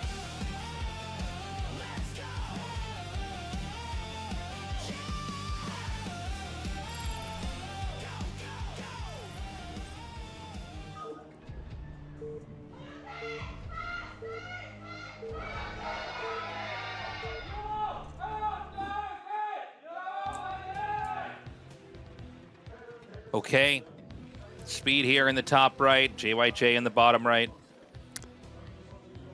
Honestly, the first time this map came out and I played it on ladder, like, I hadn't looked at it yet. Like, you know, I was talking about in our Patreon podcast that, like, I basically play StarCraft in these bursts. So, like, I play hardcore for a few months and then I stop and then I come back and I find I always play a little bit better. But every time when the maps change, I don't know. Right? Oh, so that's funny. I queue back up on this, and I'm like, okay, and I just scout the top left, and I'm like, I don't even know what's going on in this map. I don't know where to find him. Like, what is this? That's funny. I always think, okay, if it's a 2-player map, they have to be in the cross spawns. But I actually think this is a great map. TVT on this map, by the way, you know, we talk a lot about the map being split in half, or maybe one side gets 60% of the map, and that means it's probably going to go to that player, because it's not uncommon for all the bases to be taken in a TVT if it goes on for long enough. Well, on this map, there are 3 bases in the middle. 3 bases to contest. Yes. And there's high ground at the 2 bases in the middle and on the left. So, and there's a big ramp. If you control the big ramp leading down towards your opponent, like the front of their natural, that area, that's going to be incredibly strong. Because of that, we should have Vulture openers on both sides. Well, I mean, that's almost always the case anyways, but, like, especially on this map. One thing to note is that if this game, if it starts to go long, this map splits really quickly. Because the left-hand lane, like the lefternmost lane, is very thin. It can be held with very few C-chinks. The rightmost lane is pretty darn thin and doesn't need that many C-chinks. And there's actually like 2 center lanes. There's one with the base that you can see on the mini-map, which is high ground, and then there's a small narrow path next to that on low ground. So there's actually, like, technically 4 lanes here, one without an expand. And the only one that's kind of big is the one with the expansion. Everything else is a little bit tight. So you can actually split the map with siege tanks pretty quickly here, which is oftentimes the case on any map that's thin like this. Is like, oh, this might get split up, and we might get into, like, a battlecruiser type game because of that. Yeah, BCs when you can't sort this out by pushing, and on narrow maps, yeah, I mean, things get sealed off pretty quick. You do have to switch to the skies. I remember way back in the day, you know, when I played a lot of random, and so I got a decent amount of TVT. I was always just mystified at, like, what a beautiful game StarCraft is, in that, like, you do end up with mass battlecruisers in late game TVT, you know? Absolutely. Like, even back in the early days, it was like people had figured that out. Like, eventually you do end up lining the map with turrets. I mean, obviously, I think that mid-game and early-game TVT have changed quite a bit. But the basic structure of the matchup all the way to Supreme Endgame was always kind of there, including in the early days. Like, if you go back to the sort of cringy cable TV shows they had kind of surrounding Brood War on Korean TV, and you watched, like, one or two. No, but I mean, just the TV back then was just bad, right? Yeah. Like, it just wasn't, it's not like what we're used to now. You could see TVTs play out in a lot of the same ways they play today. Late game battlecruisers are the strongest. They beat pretty much everything. You just have to have some missile turrets and a few siege tanks to make sure Goliaths don't overwhelm you. But yeah, that's definitely the case. By the way, JYJ did just get a scout. That's something that he failed to do against TY, so he saw the command center making. As soon as you see that command center making, you can adjust your vulture production to what you want to do. So just something to keep in mind there. Both of them coming up to harass the floating in barracks. And yeah, we'll see if anyone wants to. Yeah, no one's going to turn around. They're just going to fly through the damage. But this run up from JYJ, this can be a little bit dangerous. So he only kills one, and he's going to lose 2 vultures from it. Yeah. If you control misclick. correctly, and it looks like Speed actually doesn't. I was going to say, you can moving shot the Vulture just like you can moving shot a Mutalisk. Yes. Or a Corsair, or anything else like that. And you can just kill the unit. They'll never be able to retreat, but it seems like he messed up a little bit in his control. Speed's going to loop around with 3 more Vultures, but with 2 Marines and 3 Vultures over here, especially with the repair, I don't think there's anything that Speed can do. No, he really can't get in there at the moment. Third factory coming up on both sides. JYJ a little bit quicker on that. A little bit later on the add-on, I think. Just slightly, but that's okay. And he's adding... Yeah, okay, so that's just the third fact. So 3 factory Vulture on both sides. No big surprise there. The 4 Vultures will come in. You actually have to target the Marines pretty quickly here. They have higher DPS than Vultures. And you see he didn't target them right away, so actually JYJ ends up getting the advantage there. JYJ basically just playing a little bit more defensively here. He's going to get that moving shot off. He does kill that last Vulture as it tries to retreat. The third factory for Speed is finishing up. And, yeah, I mean, we're going to get to that, both sides on 3 factory Vultures accumulating, powering up, and eventually probably getting 1 or 2 tanks out here. Now, one of the decisions they have to make is whether or not they want to add more factories. Because 4 factory Vulture beats 3 factory Vulture, and 5 factory Vulture beats that. And that kind of maxes out what you can make. Speed pops out a siege tank. This has become increasingly popular as kind of like it's hard for Vultures to kill a siege tank, and it does good damage against them. So having one messes up the math of what your opponent might be able to do.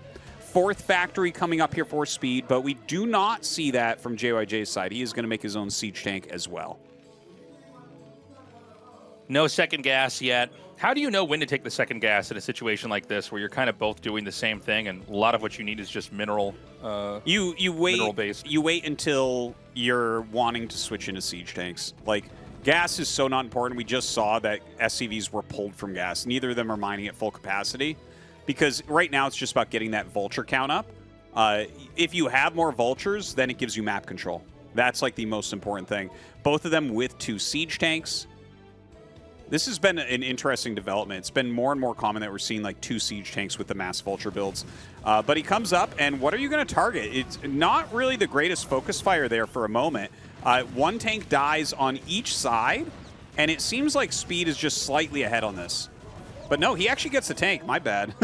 Yeah. No, I thought the same thing. Yeah. I thought that he was going to get the upper hand. But yeah, without the tank, you really don't have anywhere near as much muscle. Vultures take a lot of shots to kill tanks. So, if you want to try to focus it down, normally, the most important unit you want to try to focus on, but sometimes that doesn't make sense because if you focus that, all of your units will die. By the time you kill the tank, you'll have already lost the fight.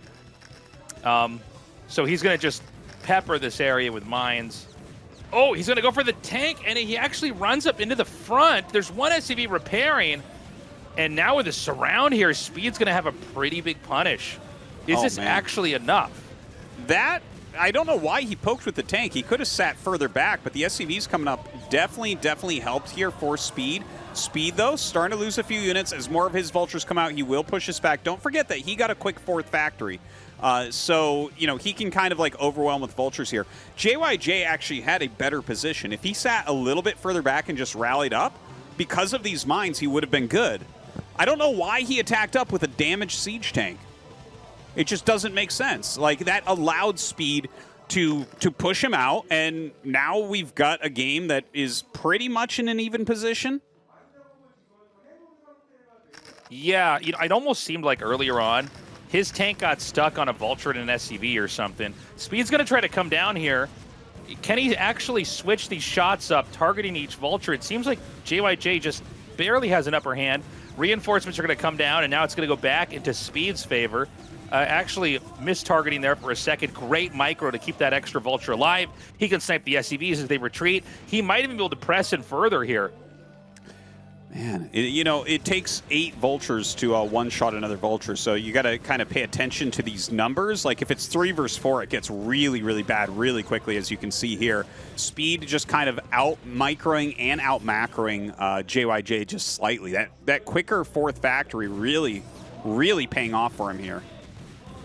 I'm glad you said it before I asked Tastosis. I didn't want to ask another question. I'm like, how many of these to kill this? And you just go, I don't know that either, Tasteless.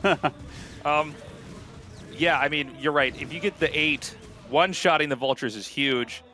Note that even though JYJ is still alive, a lot of SCVs were sniped in this. Whoa. Oh, what is this Marine doing here? I think he landed the barracks. Yeah. And like hid that and then sent this in later on.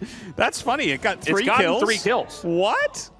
When does that ever happen? Oh my gosh. JYJ just so focused that he doesn't recognize that. That's kind of crazy. But yeah, it looks like both sides have a good amount of vultures out. Both of them kind of sitting back in a slightly more defensive stance now. I think we just saw a starport for Speed as well as an armory. So he's going to continue that tech forward a little bit. And this is kind of the 2 starport. That's kind of interesting. Don't forget, you can go 3 gas here. So there is some tricky stuff you could do. Like, he could take that 3rd gas, have a normal amount of siege tanks, and have a bunch of wraiths suddenly pop out.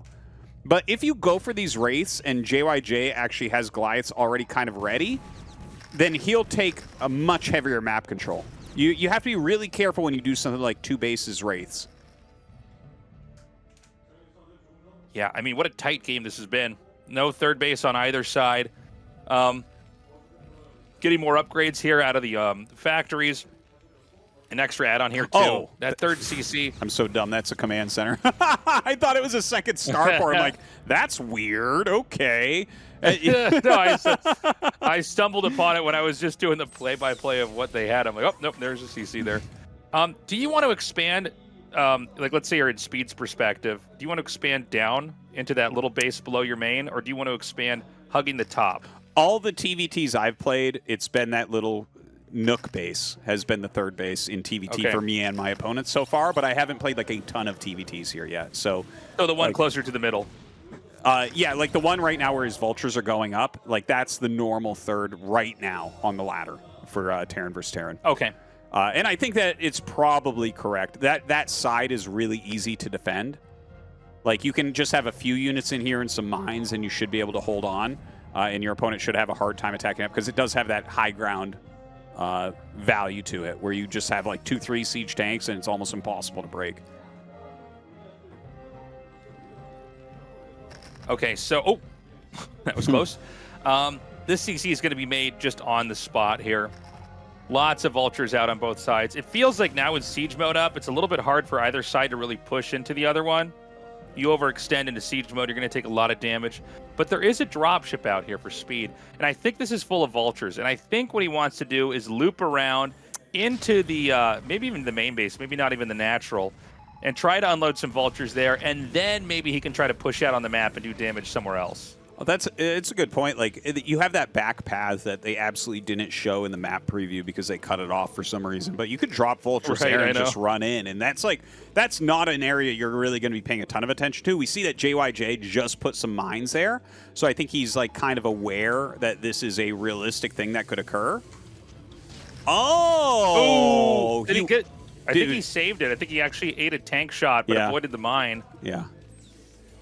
That's actually funny. He already had a siege tank in that position. So he must have, in practice, figured out that, oh, this is a really good move here. So really great defense here from JYJ. I don't think he's going to really take much damage, if any.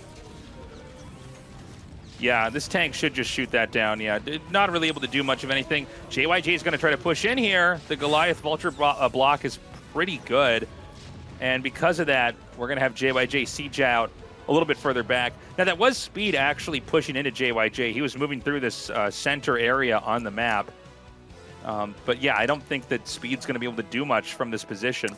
It's a good position, though. Like, just the fact that he's sitting there and threatening this, you have to reinforce that area with a few more tanks and just be really careful about it. Speed got his expansion up quicker. His drop didn't really do anything, but it did draw some attention, which allowed this push to do a little bit better than it maybe should have done.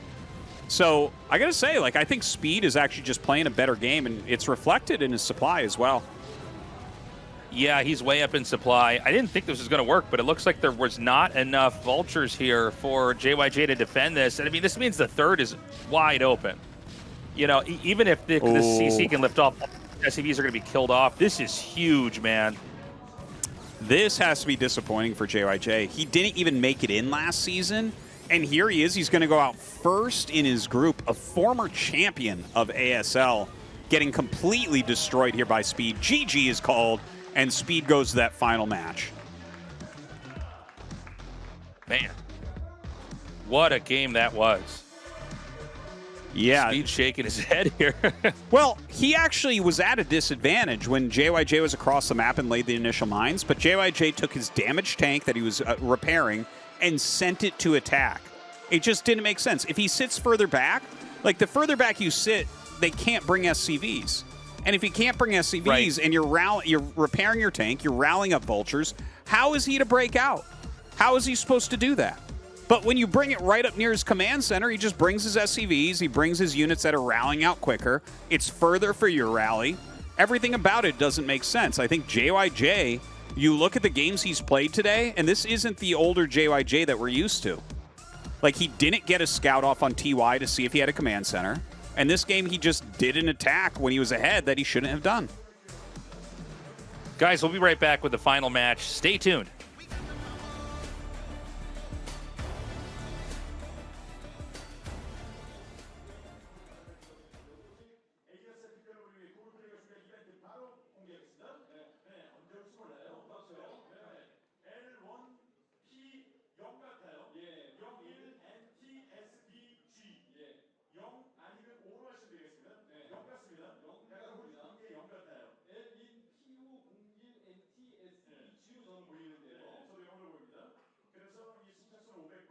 꾸준히 ASL을 시청하신 분들을 위한 그 선물이 기다리고 있다는 말씀드리겠습니다. 네, 언제 나올지 몰라요. 사실 지금 나올 수도 있고 그 전에 나올 수도 있고. 그렇죠. 현장에서 이게 등록이 되시는 분이 있을 수 있겠습니다. 여기서는 외우기 쉽게 L1 포인트 손병구라고 하신 분들이 계세요. 네. 예. 얼추 멤버들은 맞네요. 5가 0이다.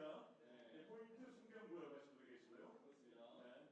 그래서 이렇게 여러분들께서 같이 알려주고 있습니다. 지금 남들보다 빨라야 됩니다. 연습하셔야 돼요. 1000포인트 그리고 열어놓고 계셔야 돼요. 예, 그 어떤 그 코드를 입력할 수 있는 그 탭을 빠르게 찾아서 입력하시는 게 아니라 그 탭을 바로 열어놓고 계셔야 이렇게 빠르게 입력을 하실 수 있는 것 같아요. 오늘 어제까지 해서 2000포인트라는 난리가 났습니다. 네, 됐어 안 됐다. 예, 좀 연습해야 됩니다. 예, 빠르게 연습해야 돼요. 이거 너무 기술이다 얘기하시는데 모든 어떤 공격의 성공률을 높이려면 저희는 기술을 해야 된다고 생각을 합니다. 육기용처럼 대처해야 돼요. 저희가 나올 때도 있고 안 나오고 장만할 때도 있다는 말씀드리도록 하겠습니다. 자, 그럼 잠시 후에 최종전 대결로 돌아오겠습니다.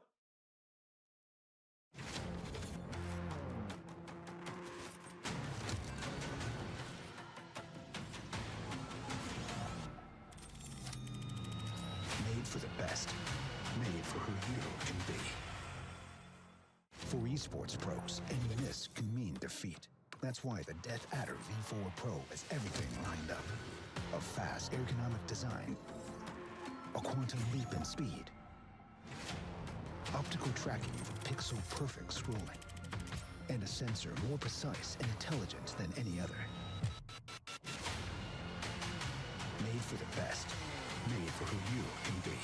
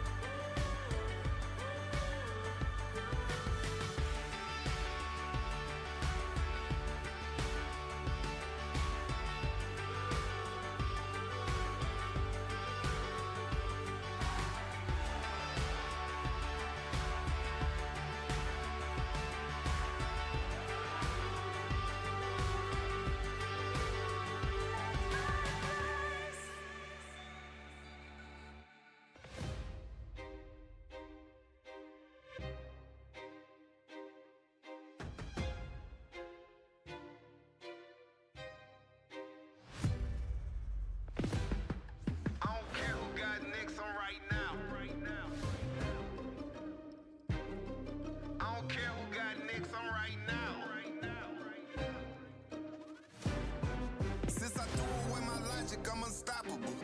I accomplish what the world thought impossible. I let the pressure somehow turn me into powerful. And then I crush it like a cup that's made of styrofoam.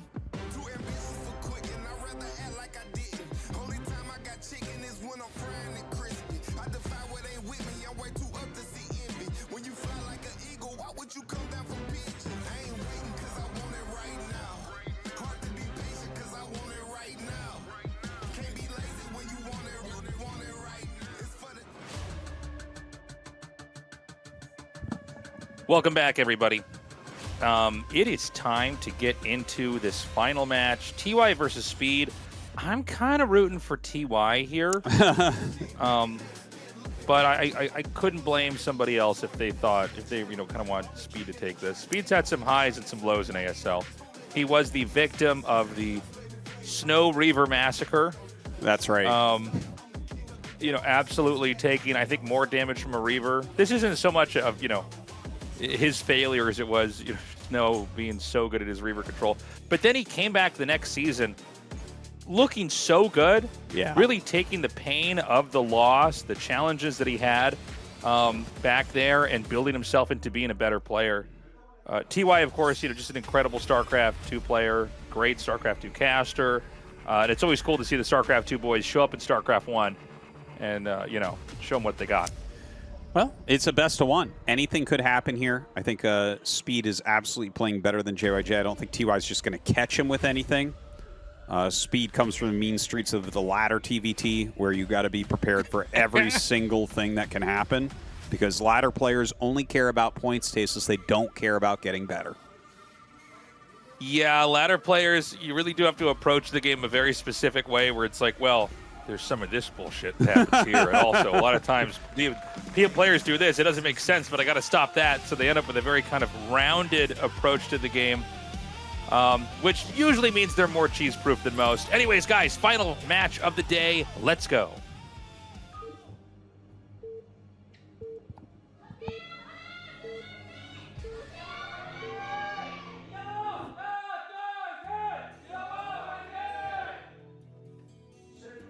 Okay, TY here in the bottom right, and Speed here in the bottom left.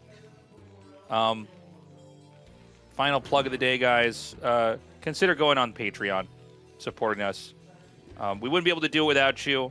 And, you know, I know it's a little bit of a hassle. You got to make an account on the site. You got to put in your credit card or use Apple Pay or whatever. But if you choose to support us, it does mean the world to us. So if you need that extra push, here's that moment. Either pick up your phone, tab out the window, get on your second monitor, whatever it takes. Patreon is really one of the best ways to support the type of content that you like. No question about that. So thank you, everyone who has supported already, and hope you guys will check it out. Oh, wow, that's such a cool card. My little kid self is looking at that and be like, oh, I want that. Like, I was a card collector as a child. That's funny because I don't own any at this point. Magic? Was it Magic cards? Or was it when I was really young, it was baseball cards, and then I got into basketball. It became basketball cards. Oh, I had Garbage Pail Kid cards, and then I got into Magic cards. Yeah, later on, and I had a bunch of first edition Pokemon cards and stuff. If I had saved these things, Taste, I did the burn your boats thing when I went to Korea, where I gave the title of my car to my mother. I said, you can throw away everything I own. I'm never coming back. And I brought just a fucking duffel bag full of clothes and my keyboard and mouse. And Tastosis' mother went into the backyard, took all of his stuff, and lit it on fire. I think what it's all gone. I think what actually happened is most of it got sold at a pawn shop. But like, if I had that stuff nowadays, man, it would be worth literally hundreds of thousands of dollars based on my collections and the current values. But because I had some sick collections, it was insane.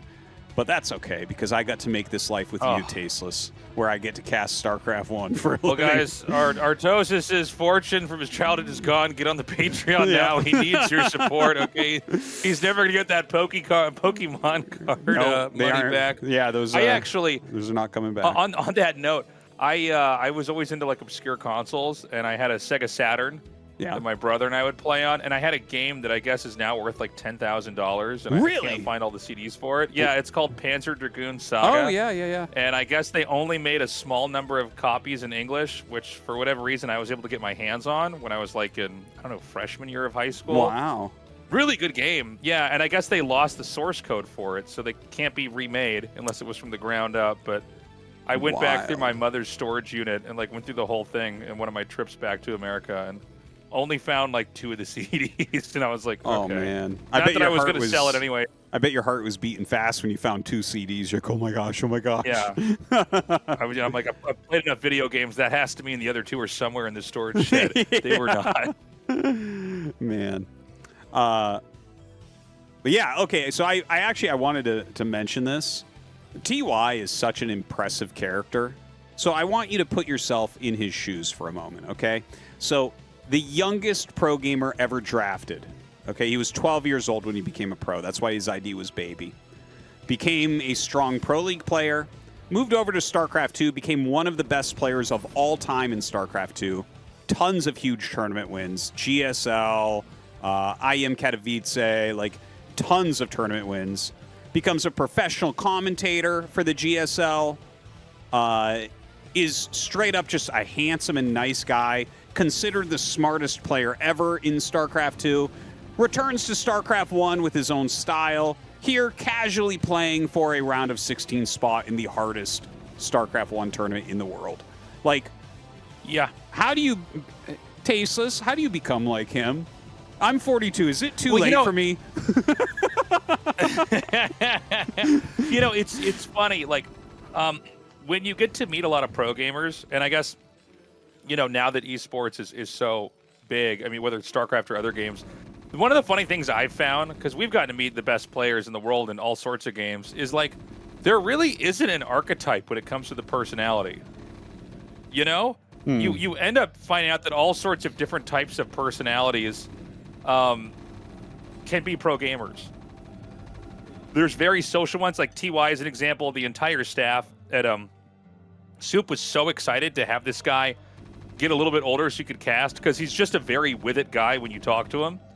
Like, very articulate about the game, socially very attuned. Yeah, I mean, a very sharp guy.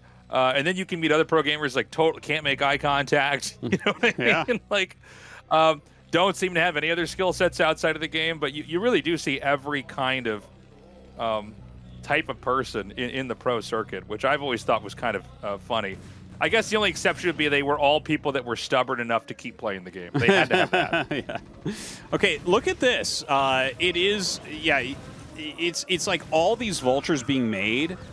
This is such weird build orders, by the way. So TY just made vultures nonstop and went into Wraith with no add-on, just one factory, which is not a build that I've seen. And on the other side, Speed happened to go Armory with 2 factory, no add-on. It's like very strange builds to be running into each other. Both kind of teched out builds, and Speed should have the upper hand here pretty heavily because he got the Armory so fast. These Wraiths are just not going to be very valuable. Yeah, I mean, the fact that those vultures got in and got some damage already is a pretty big deal. Seemed like for a second, and this was the fight that was happening a little bit ago, the Marines were still targeting this barracks. And so then the vultures at the bottom of the fight could damage TYs, and the Marines weren't really there for the support because, like we said in the previous game, the Marines actually deal damage faster than the vultures. I think a lot of times people just look at like how much damage does something do, and they don't factor in how fast it attacks. Like a Zealot attacks faster than a Dragoon, so it actually does damage faster. That is over correct. time. And don't forget, there's Same thing with damage the Marine and the types. Vulture. In StarCraft 1, there's damage types. Right. Vultures have concussive. Marines have normal, Zealots have normal, and Dragoons have explosive. So this like changes based on what they're fighting, how quickly they're going to deal damage. Now, this little poke-in from Speed isn't going to do anything. 3 Siege Tanks holds this easily. He just has to like pull a couple SCVs to put in front if he really dives. But yeah, the double depot is very, very smart from TY. TY's build I'm completely fascinated with, Tasteless. I have never seen this build. I play 5 hours of StarCraft a day, man. I have not seen this TVT build from anybody. It's a little bit different from things I've seen. Normally, the thing is, what you normally see from this is actually a bunker, and it looks similar. But he's actually diving in now and getting a couple tanks, so this is good. You want to aggressively trade because your Goliaths just won't scale in these situations. As more tanks come up, you're going to do worse and worse with the Goliaths. So that was a really good trade from Speed. That's exactly what he needed to do. Yeah, great move there. Too bad TY lost that final tank. His Wraith is still alive. It's going to head back home. We are on 4 factories, and I think we might even be going up to a 5th here, just looking from where that SCV was placed. 4 factories back here as well for 4 Speed. factory Goliath. I can't believe he chose to do this with his life on the line here. That is crazy. No one really uses this build too often. I have seen Speed use it a little bit. Yeah, and he's got to make the full wall, and he's got to pull SCVs. The 4 factory Goliath, like, you got to be really careful, because as you start to hit a good amount of siege tanks, the Goliaths will get smashed. But if you come out at all against this, it will just kill everything you have so quickly. Goliaths are super microable. I've never seen this before. This looks like a really, really, really old game of, like, StarCraft you know, before the meta had been figured out, but I've never seen this kind of Goliath rush. It's kind of crazy. It's almost like a Hydra bus for the Terran. Like they're just here, they're kind of able to run up and do damage so fast. The one thing that TY has going for him is he's got this ramp where he can pull the SCVs and force the Goliaths to kind of dance on top, and then let the tank roll down a little bit later. Yeah, TY hasn't seen this build either because he's playing completely wrong against it. Like you just you don't come out and poke. It doesn't matter if he kills like an extra depot or something. All you have to do is hit critical mass of tanks.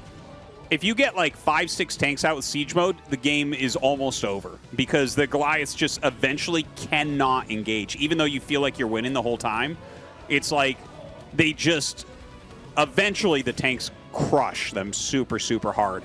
So you just need to kind of scale up. And like this game right now, for sure, speed is winning. Yeah, like you look at these numbers, TY hasn't done that much. He's gotten a little bit SCV kills, and a lot of these tanks are being traded out. But he still doesn't have add-ons. So it's like the Goliaths, like you keep seeing him trade, but he's losing the Goliaths. And, well, you don't want to build him anyways. But there's no finishing move here.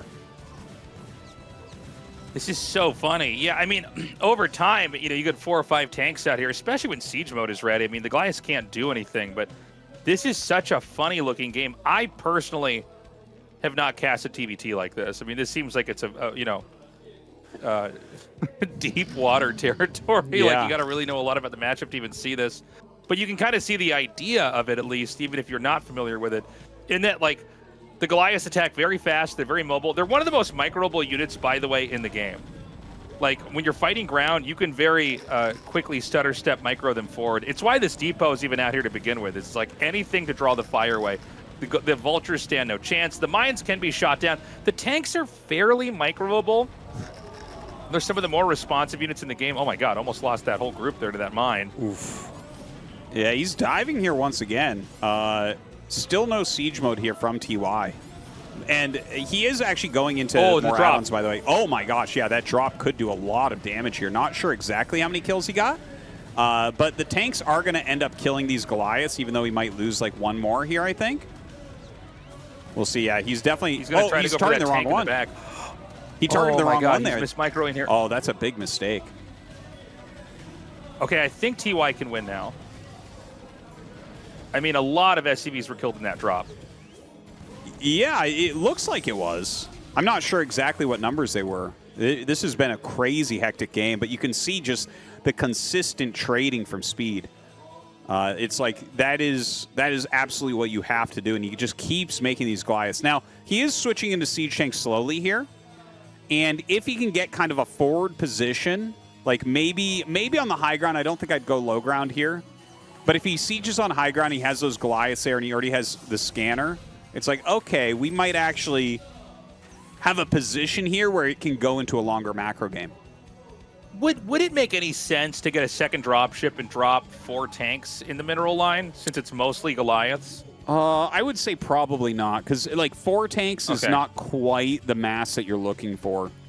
I think right now as TY, running a few vultures around is okay, but just like building out your siege tank count and making sure that you don't get like contained or anything is really important. That siege is a bit too close. That is a big mistake from TY once again. Here's the thing. This is an obscure build. I've actually used this build a lot of times, and I've played against it a lot of times. But TY hasn't been back to StarCraft 1 for that long. And I think because he's a higher level 2, he doesn't hit this build very often. He's just not doing it quite right. He has the right build order, but completely the wrong way to engage. Like, he's lost way more tanks than he should have. Like, that forward siege was really, really bad there. He just keeps missing the critical mass. There is nothing quite as stressful as playing against a style you've never played against in a match that counts like this, you know? You put so much prep into what could happen on the map or the way the game could go, and then it turns into a game like this, which is just so weird. Now, it looks like we're going to transition out of this moment, because obviously you can't just be going Goliaths forever. Eventually, there are enough tanks here for TY to kind of be healthy on the map, but he is in a position where he's down in supply. Well, yeah, there's a huge amount of Goliaths out here. So the Goliaths, like, definitely they count, but they're not as strong as tanks. The tank count is one of the more important things you see. Sometimes there's huge supply differences in TVT caused by, like, vultures or Goliaths, where it's like, well, the actual engage won't reflect that as much as the numbers do at the moment. Okay. He's going to unload these vultures here in the main. Again, any SCV kills you can get are going to be worthwhile. This tank sieged up. These vultures are not in range of that. The dropship's going to be able to loop all the way back here and go into TY's main to be used again. Oh, even another vulture over here. I guess that one is in tank range. Yeah, he's doing some good harassment here, and he is getting that third base up and slowing down. Well, he has slowed down a couple times at least. The third base of speed. He's got like a good row of tanks kind of going up and zoning out anything from attacking his new base. It looks like he wants to go third add-on. He's really, really heavy on gas at the moment, so that kind of makes sense. And yeah, third base here. Yeah, go ahead. Sorry. I'm trying to figure out, like, definitely speed is ahead, but I'm trying to figure out exactly how ahead he is, because I actually think there's still plenty of potential here for TY. His third base is mining a little bit faster. He's got a good factory count and all that. His siege tank count is a little bit higher, so that's good. Yeah, it definitely feels like it could go either way still. So he's going to come down. Excuse me. He's going to come down here. He's got this dropship. Is he going to try to drop on that tank? Almost maybe doing a little bit of scouting here to see what he can find. Now, Speed has this entirely separate army that's out on the map. That could come in here and punish this third base. So this is kind of a funny game. Yeah. You don't see this very often in TVTs. They've both gone around each other. And TY is going to scramble to get back here. He's going to siege up over here. If Speed pushes, he's going to back up. He could get intercepted here by the siege tank line of TY. Ooh, yeah, and don't forget, because he's got these units here, there's also the potential for him to flank. If he brings up the rest of his units and flanks that group of tanks, he'll kill it very, very quickly. Like, a lot of this is just about army movement and positioning at the moment. And by the way, I do want to point out, we were talking a lot about the StarCraft 2 style TY brings to StarCraft 1. Notice how active this dropship has been. It hasn't stopped moving. It has not stopped moving. His wraiths are all over the place. He's dropped like 4 or 5 times already. Most StarCraft 1 players don't play like that. that dropship's the bus in the movie Speed right now. It just can't stop moving around the map. So TY's going to come down again. This is funny because they both saw each other's armies. They've ended up backing off, and now we've got to push in the natural and all-out dive into the third base here. No, not enough mines to curb the pressing damage here from Speed, who is going to wipe this position, force the command center to lift, and it's going to be an SCV massacre before they can get back over there. At the same time, though, Speed doesn't seem to have much of anything, so nearly every SCV is killed. But TY can't really get in here and punish the third. He can't punish the natural. And now Speed's coming in here and hitting TY's second base. Just a crazy game at the moment. Only a single Goliath left over, so these tanks will get cleaned up by the SCVs and various units coming out of TY's factories. In the meantime, he has like a good little contain going on here. SCV is going to be pulled as well. So he is going to be able to clean that also. Man. This is just a slobber knocker. A slobber knocker. I don't know if we can say that in this cast. My word, Tastosis. There's not another word in the English language that can describe what this game is. It is in every way a slobber knocker. It is. This is a funny situation here because it's been so chaotic the entire time. Goliath pressure, then into these weird games where they're both kind of like basically bypassing each other, spotting each other, running back, kind of engaging, then pushing each other again. I think that with TY's supply count, I should say, down, I think most of that is in SCVs. I could be wrong, but we saw, I want to say, a dozen or maybe even 20 SCVs killed when there was the evacuation from the third base. It's which, fun. you know, it doesn't mean TY can't win, but I think that he's able to cruise pretty comfortably. It's funny that TY's main is mined out quicker. TY is known for making the most workers in StarCraft 2 consistently. He is very much an SCV spammer, so not too surprised to see that. It's a very good skill to have in Terran vs. Terran especially.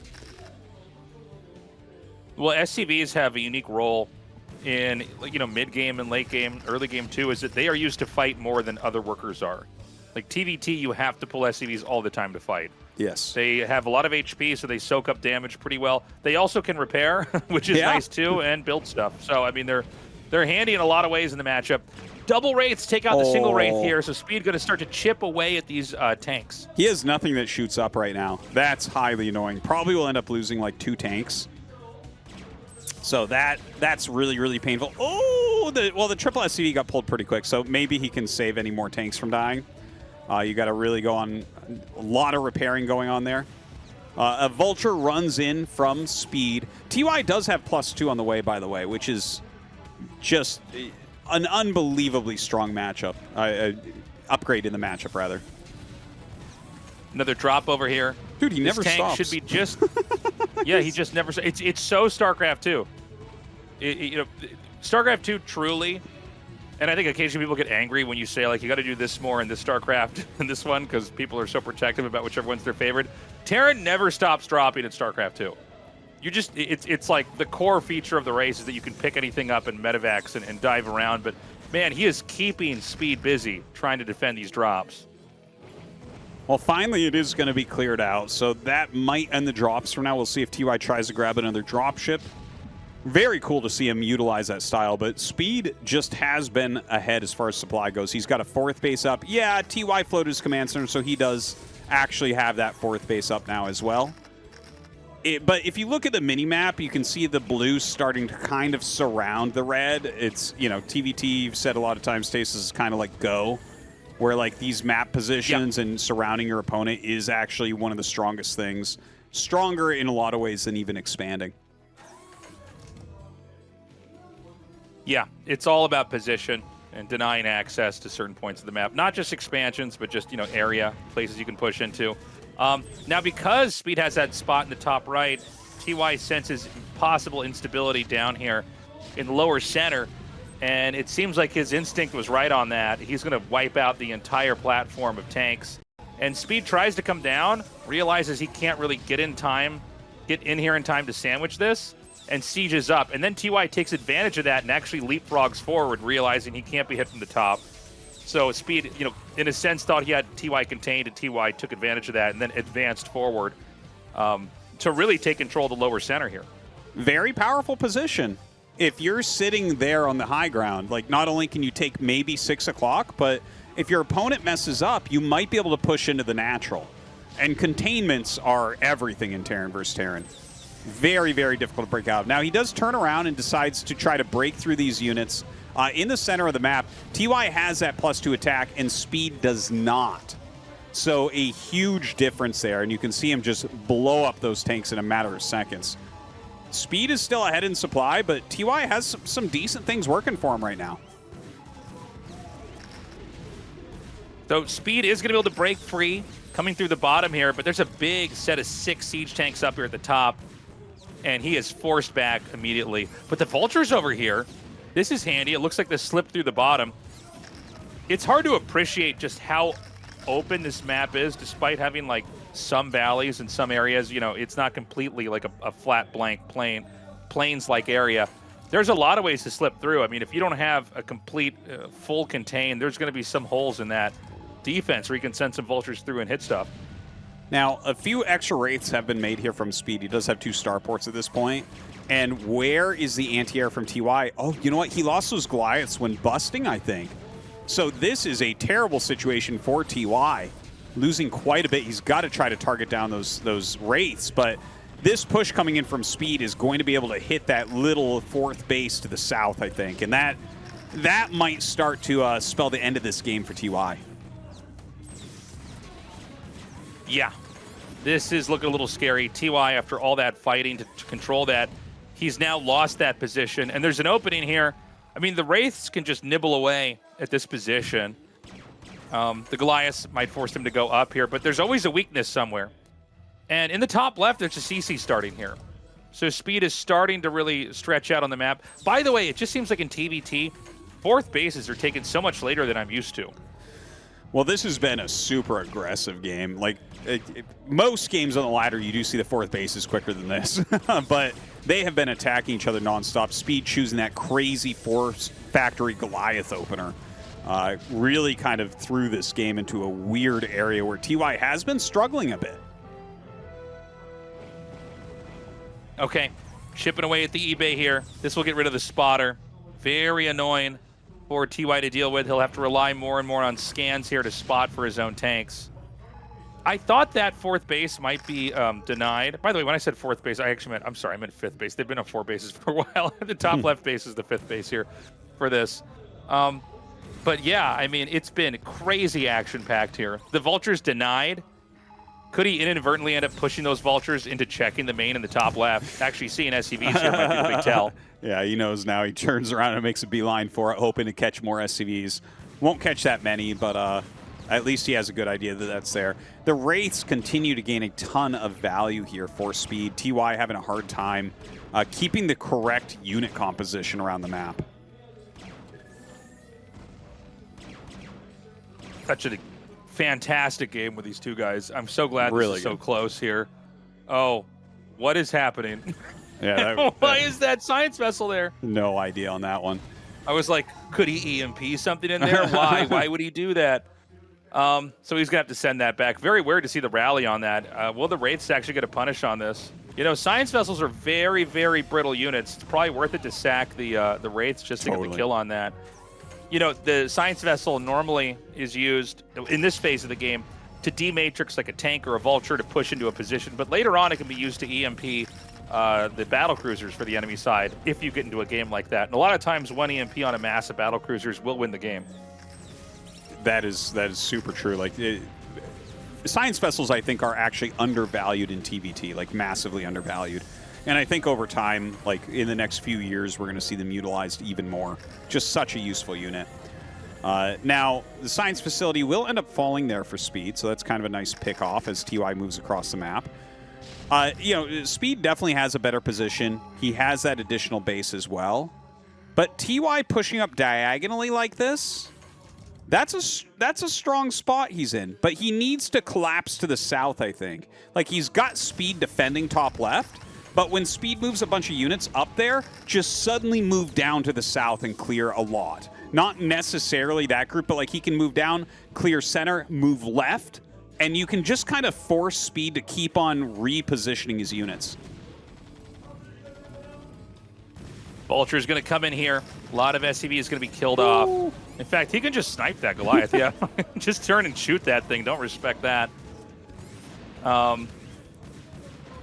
And you know, with TY taking the top right, you know, it's turning into one of those TVTs where we're seeing that map get cut from top to bottom with a 12 o'clock and a 6 o'clock base that are both, it's kind of up in the air who's going to take it.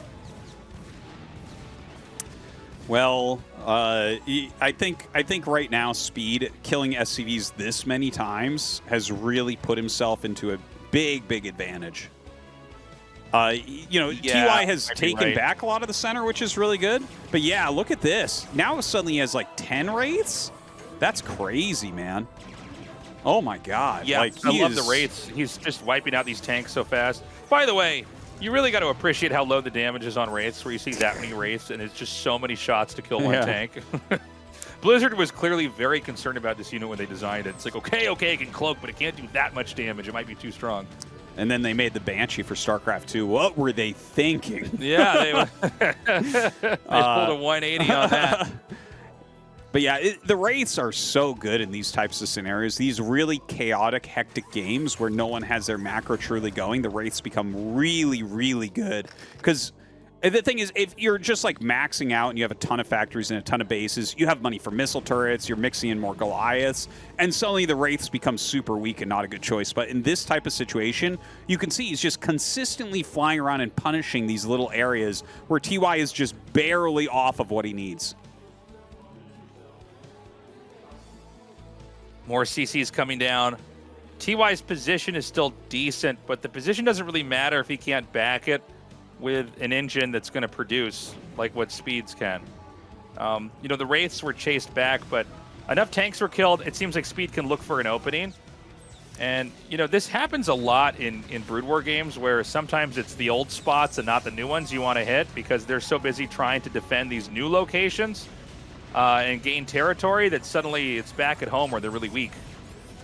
Well, he does do this little attack as a lot of TY's units are in the wrong place. A couple Vulture run in, so TY's still doing a good job with his harassment. He's expanding all up the top right of the map right now, but his supply is very, very low, and Speed has really taken over this game.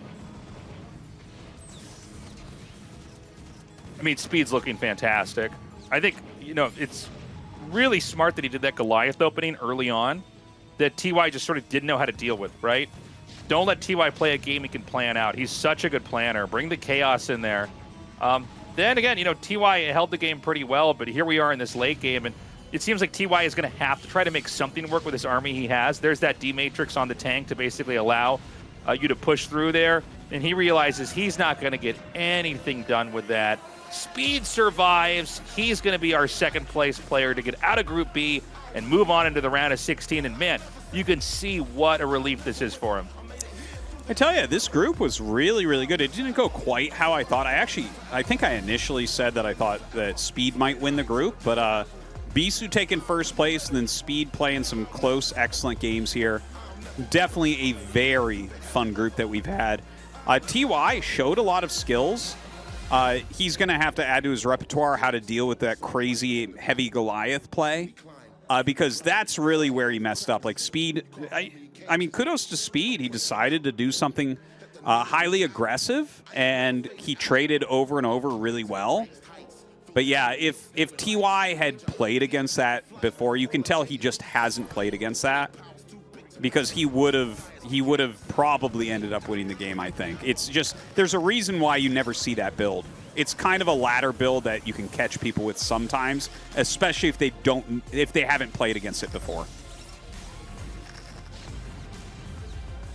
So looks like we're going to catch the tail end of this game that we saw over here. There was, you know, probably 20 moments you could put into this highlight reel. For sure. But the one that the observer chose was the point where the mass rates had, you know, really come in here and hit, because it was neck and neck. I mean, Speed definitely had a supply lead, but once the Wraiths came in here and basically wiped the tanks out, it softened the whole position on the map up. And then, you know, it's up to Speed to kind of pick and choose where he's going to hit and do so efficiently. Well, yeah, I'm not really sure why they chose this moment, but you can see the I actually SCV thought the counts Wraiths at were going to least. hit by now. They never came. I don't know why they picked this moment either. Yeah. TY, you know, like, you can see just how talented this guy is. It's kind of crazy. Yeah, it's funny because, like you said, a ton of different moments could be shown here. I guess, yeah, killing these SCVs was really good, but Speed already had top left mining, so... Yeah. You watch, they're going to let this replay play all the way to the end. We're just going to watch this entire game happen here. Like, oh, today was too fast, guys. Like, here, let's rewatch half a TVT.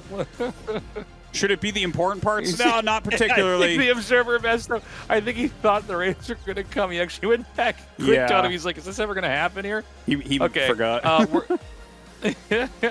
We are going to go into an interview now. ASL Season 20 And that does it for all the matches on the second day of the round of 24 of ASL Season 20, as we have our second player through to the round of 16. It's Speed. Congratulations. Thank you. Thank you. Trials and tribulations all around, but as the decider match concludes, Speed succeeds in advancing to the round of 16. How do you feel? I've been feeling anxious ever since that first game. I found myself at a disadvantage in the early game. I thought I had a good follow-up, but ended up losing. I thought I might get knocked out today, but luck ended up being on my side. You seem like a weight has been lifted. Is the stress gone? Is that it? The anxiousness was all but gone. But right at the end, I was ahead, and I started stressing out again. My hands were shaking as I finished the game. There's a chance I could have lost. I see.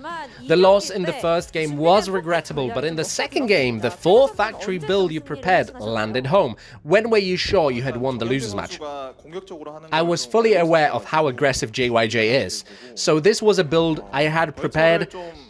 Whenever I stopped the first rush, when vultures came alongside tanks, I knew I was quite far ahead.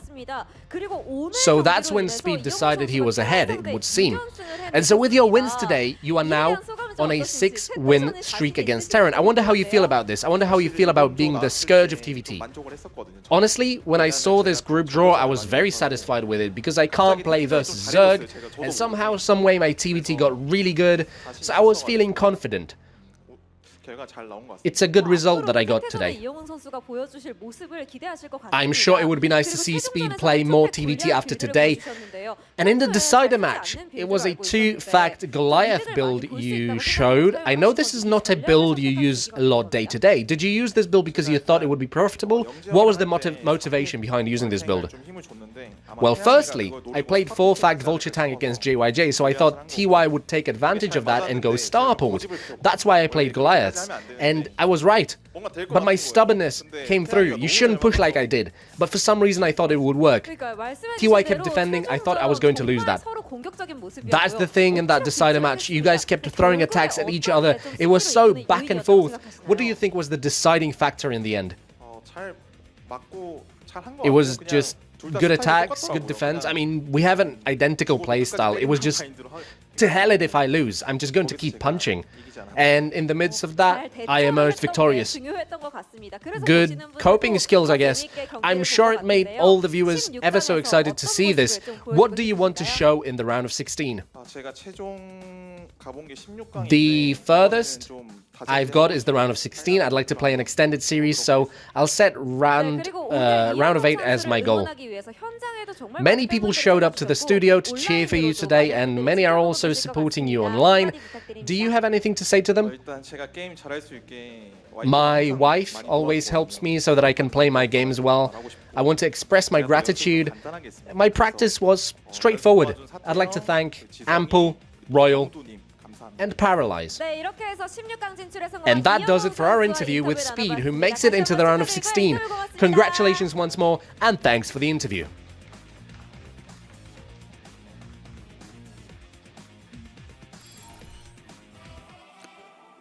Well, there you have it, guys. Another day of ASL. Great games, man. I know we had that really short one at the start, but even that I can appreciate. Bisu coming out looking so strong. I almost forgot he was in the group. He got out of this so quickly. He really did. Great showing by Bisu. You know, the only person I was actually disappointed in today was JYJ. I don't think JYJ played well at all. Yeah. He made a huge mistake of not confirming what TY was doing in Game 1, and then he attacked for no reason with a tank in Game 2. So, unfortunate for him. Our next group, Mini, Saber, Soma, Sock. That's a good group. This is going to be a fun one. Yeah. I think Mini gets out of that group. Oh, yeah. And Soma as well. Soma is in unbelievable shape. Yeah. And Sock, I mean, maybe. Saber. Soma, like, 4-0'd Flash like a week or two ago. It was like great, just domination. Like, Soma is in unbelievable shape. He's fresh out of the military, but he was practicing like crazy during that time as well. So, yeah, I think Mini Soma is a clear pick for this group. Very, very exciting group. And we're going to have that out to you. If you're watching that, it'll be out, like, you know, whenever you found, if you found this VOD, you know, right away when we put it online, it's going to be out around the same time. Yeah. Last year, we didn't miss a beat with the VODs getting out. I don't think it's going to happen again, or won't happen this time. I'm trying to say we're going to get them out quickly. I can't talk. Anyways, guys, thank you so much for joining us. We'll see you tomorrow for Group C. Tastosis, any closing thoughts? Oh, great groups. Loving the season so far. Great games all over the place, and can't wait for tomorrow. Love you guys. Please support our Patreon. We'll see you tomorrow. Bye-bye.